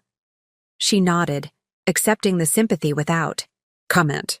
For a moment we sat in silence. 2 women connected by the unexpected bond of loving and losing the same flawed man. "There's something else you should know," she continued finally. "Something that might affect you more directly. Richard has been struggling professionally since the judicial appointment fell through. His behavior at the firm has become erratic. Missed deadlines, canceled court appearances, conflicts with colleagues." I frowned, concerned despite myself. That doesn't sound like Richard. Whatever his personal failings, he's always been meticulous. About his professional responsibilities. "That's changing," Vanessa said grimly. "And there are rumors of a malpractice investigation related to a case he handled last year, something about failure to disclose evidence. I don't know the details, but it sounds serious." The information settled uneasily in my stomach. Richard's career had always been the cornerstone of his identity, the framework around which he built his sense of self-worth. If that was crumbling, "Why are you telling me this?" I asked directly. "We're not friends, Vanessa. Our only connection is a man who hurt us both." She met my gaze, her expression surprisingly vulnerable. "Because I've spent months thinking about what you said that day in your office. About ownership. About reclaiming your life. About refusing to be defined by Richard's actions or narrative. And I realized I wanted that too. To move forward with clarity and dignity, not bitterness and secrets." Her answer resonated with unexpected depth. Despite our different positions in Richard's life, despite the pain and conflict between us, we shared this fundamental human desire to emerge from betrayal not diminished, but somehow more authentically ourselves. And, she added after a moment, I wanted to warn you that Richard might reach out to you soon. In the past week, he's mentioned you several times, always after he's been drinking, which is increasingly often. He seems fixated on the idea that you orchestrated his professional downfall, that everything started falling apart after the house situation. I sighed, unsurprised but weary of being cast as the villain in Richard's personal mythology. I had nothing to do with any investigations into his professional conduct. I know that, Vanessa said quickly. And rationally, I think he knows it, too. But he's looking for someone to blame, someone to focus his anger on, and you're convenient. The warning was well-intentioned, I realized. Whatever complications existed in our shared history, Vanessa was genuinely trying to prepare me for potential confrontation with an increasingly unstable ex-husband. Thank you for telling me, I said sincerely. I appreciate the warning. She nodded, then rose to leave. Our strange impromptu meeting apparently concluded. At the door, she paused, turning back with a hesitant expression. For what it's worth, she said quietly, I'm sorry for my role in hurting you. Not for loving. Richard, I can't apologize for my feelings, but for the cruelty at the housewarming party, for the deliberate humiliation. That was unnecessary. Unkind. The apology, unexpected and seemingly genuine, caught me off guard. For a moment, I wasn't sure how to respond. Thank you, I said finally. I appreciate that. She nodded once more, then disappeared through the door, leaving me alone with the ripple effects of her revelations. I sat motionless at my desk for several minutes after she left, processing this unexpected development. Richard's professional struggles, his increasing instability, his potential resentment toward me.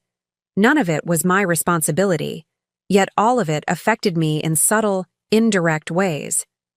The interconnected nature of our lives, even after divorce, was an unavoidable reality in a town the size of Westlake. His reputation reflected on mine, just as my reclamation of the house had impacted his standing. We were no longer married, but we remained caught in each other's orbits, influencing each other's lives through the complex social ecosystem we both inhabited. Later that evening, I called Michael to share the unexpected visit. His immediate concern was for my safety, a reaction that warmed me even as I assured him it was unnecessary. Richard has many flaws, I said, but he's never been violent or physically threatening. People change, Michael replied, his voice serious. Especially when they're under extreme stress or turning to alcohol more frequently. Promise me you'll be cautious if he does reach out. I agreed, touched by his protective instinct, but confident in my ability to handle whatever confrontation might be coming. The woman Richard had left via text message 6 months ago, uncertain, devastated, struggling to reclaim her sense of self, was not the woman I was now. The following week brought the second significant ripple effect, this one, in the form of an email from Judge William Harrington.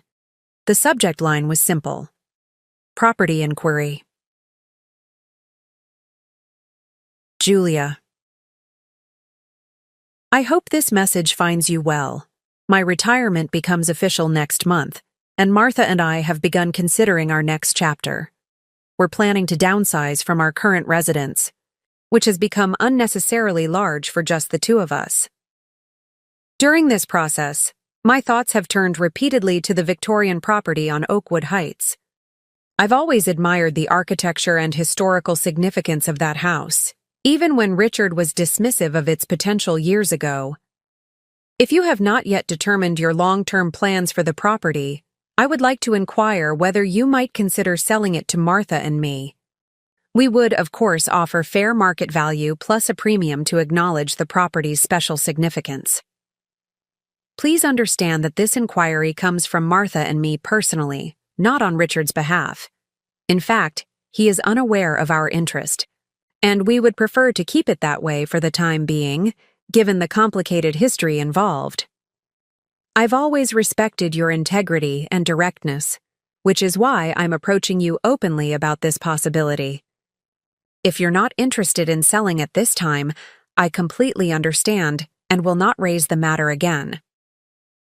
Sincerely, William Harrington.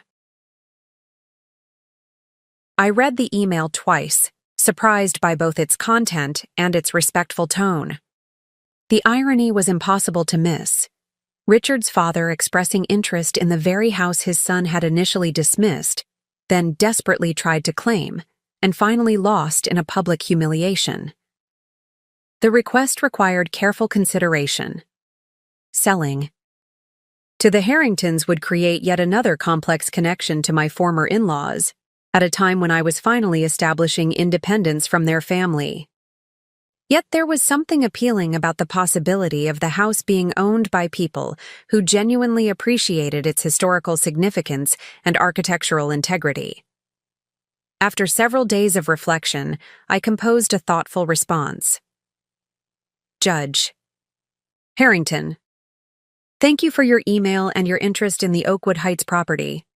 I appreciate your directness and the respect with which you've approached this matter. I have indeed been considering selling the house, though I haven't yet listed it publicly. While I love the property, I've come to realize that it represents a chapter of my life that is now complete. I would be open to discussing a potential sale to you and Martha. However, I would need assurances that this transaction would remain strictly between us, with no involvement from Richard, either during the process or afterward regarding access to the property. If you're amenable to these conditions, perhaps we could meet for coffee next week to discuss the possibility further. Regards, Julia Coleman. His reply came the same day, agreeing to my conditions and suggesting a meeting time. The potential sale represented yet another unexpected turn in the winding path that had begun with Richard's betrayal, a fitting symmetry that might finally close the circle on that chapter of my life. As winter began to yield to early spring, these ripple effects continued to spread in unpredictable ways. Richard's professional struggles became public knowledge when he took an unexpected leave of absence from the firm. Vanessa relocated to Chicago for a position with a prestigious marketing agency, a clean break from both Richard and the whispers that had followed their broken engagement, and I continued to build my new life, deepening my relationship with Michael, excelling in my role at the museum, finalizing negotiations with Judge Harrington and Martha for the sale of the Oakwood Heights property. Each development represented not just a change in circumstance, but a shift in identity and relationship, mine and others, creating a complex web of consequences that extended far beyond the moment Richard had pressed send on that life-altering text message. The ripple effects weren't simply consequences or outcomes. They were transformations, both subtle and profound. No one involved, not me, not Richard, not Vanessa, not even the Harringtons, emerged unchanged from the conflict over the house and all it represented. Some transformations were painful, others liberating.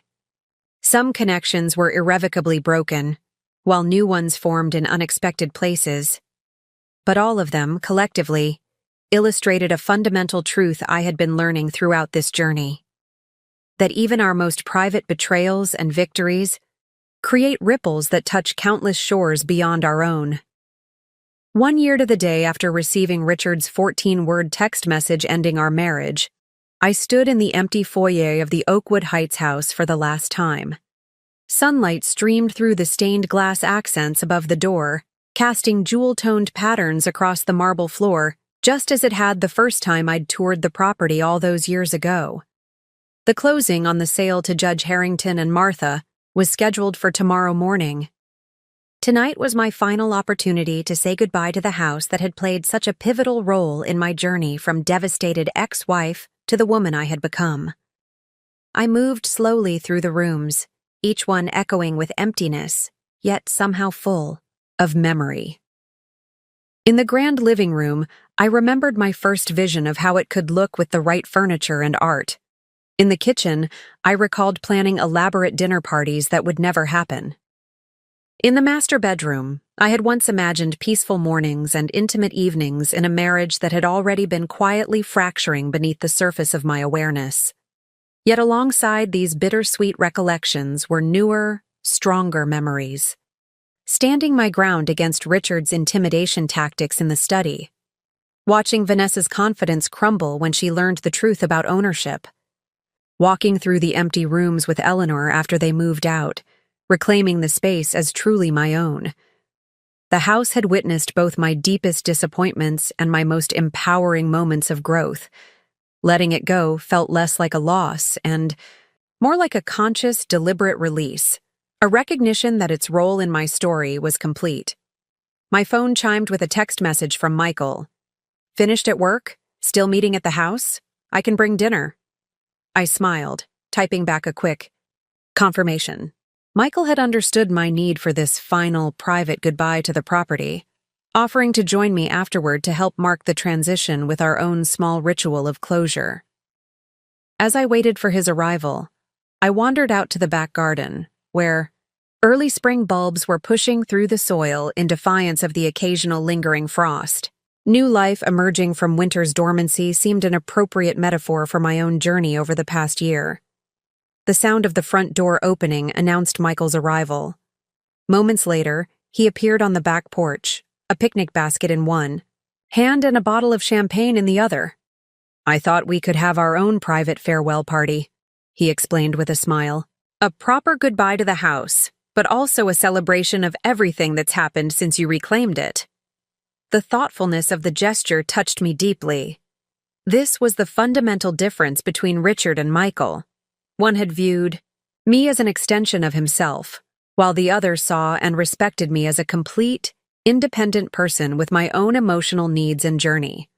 "It's perfect," I said, meeting him on the porch steps. "Thank you." We spread a blanket on the wooden floor of the gazebo, the same structure where Richard and Vanessa had planned to hold their wedding ceremony, now reclaimed as the setting for our private celebration. Michael unpacked the basket, revealing an assortment of my favorite foods: crusty bread, artisanal cheeses, olives, fresh fruit, and chocolate truffles from the bakery downtown. As we ate, surrounded by the deepening twilight of early spring, our conversation flowed easily between memories, observations, and plans for the future. There was none of the careful self-editing I had practiced during my marriage to Richard, no anxiety about expressing opinions that might contradict his or reveal weaknesses he could later use against me. "Do you regret selling?" Michael asked. As we finished the meal, his question gentle rather than probing. I considered this thoughtfully, gazing at the Victorian mansion silhouetted against the darkening sky. "No," I replied finally. "It feels right. The house served its purpose in my life. Multiple purposes, really. It taught me about my own capacity for independent action, about standing my ground, about reclaiming what's mine." I paused, sipping my champagne before continuing. "But it's also entangled with too much history.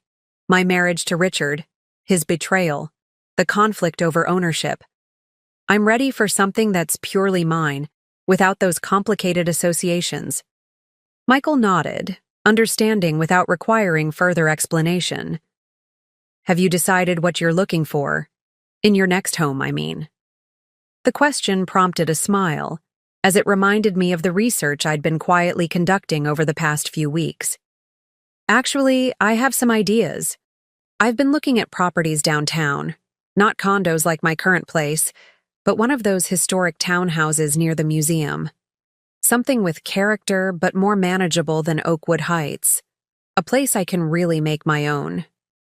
"That sounds perfect for you," he said, his expression warm with genuine interest rather than the polite attention Richard would have offered before redirecting the conversation to his own priorities. As darkness settled around us, Michael reached into the picnic basket once more and withdrew a small wrapped package. "I brought something else," he said, offering it to me. "A farewell gift for the house, but also a recognition of everything this year has meant." Curious, I unwrapped the package to find a beautifully crafted wooden box. Inside, nestled on velvet, was a vintage key, not to this house or any real door, but an ornate antique skeleton key that seemed to belong in a fairy tale rather than a modern lock. "It's symbolic," Michael explained as I lifted it from the box. "Not a key to lock anything away, but to unlock whatever comes next. Your future, your choices, your life. Entirely yours to discover and create." The thoughtfulness of the gift brought unexpected tears to my eyes. In its simple metaphor, it captured exactly what this journey had ultimately been about. Not the house itself, but the reclamation of my power to shape my own life. "It's perfect," I said softly. "Thank you." As we packed up our impromptu picnic and prepared to leave the house for the final time, I paused in the foyer for one last look. The space that had once represented my dreams of a future with Richard, then become the battlefield for a painful reckoning after his betrayal, now felt peaceful. A chapter completed, its lessons integrated, its purpose fulfilled. Outside, the spring evening was cool but not cold, the air filled with the promise of renewal. Michael loaded our picnic things into his car, while I locked the front door for the last time, the key that would soon belong to Judge Harrington and Martha secure in an envelope in my purse. "Ready?" Michael asked as I joined him at the car.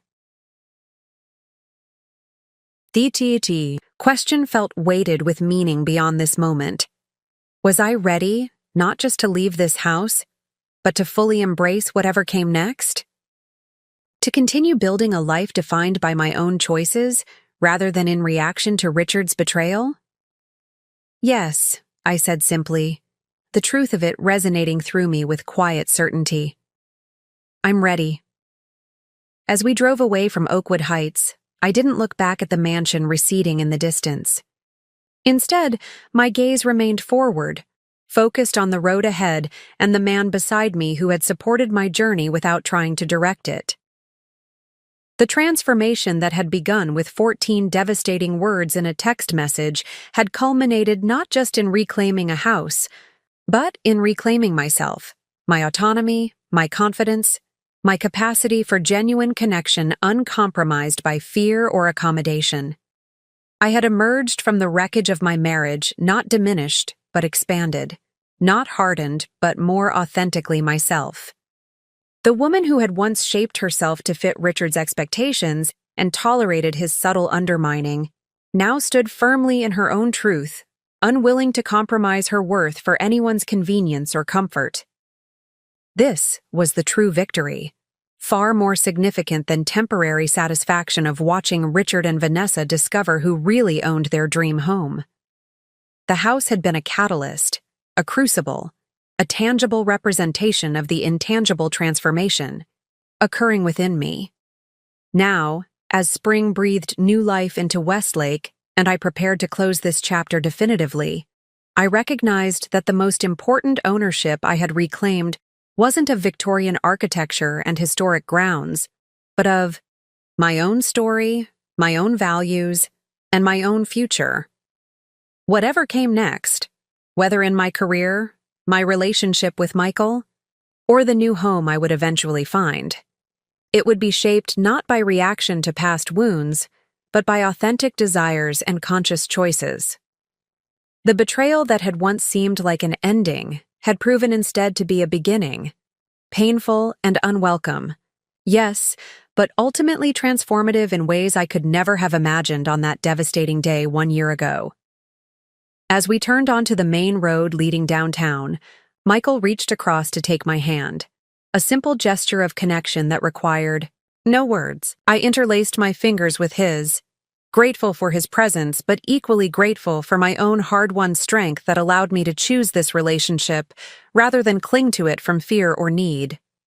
The antique key he had given me rested in my purse, beside the practical one I would surrender tomorrow at the closing. One key opening the way to something new, the other closing the door on something completed.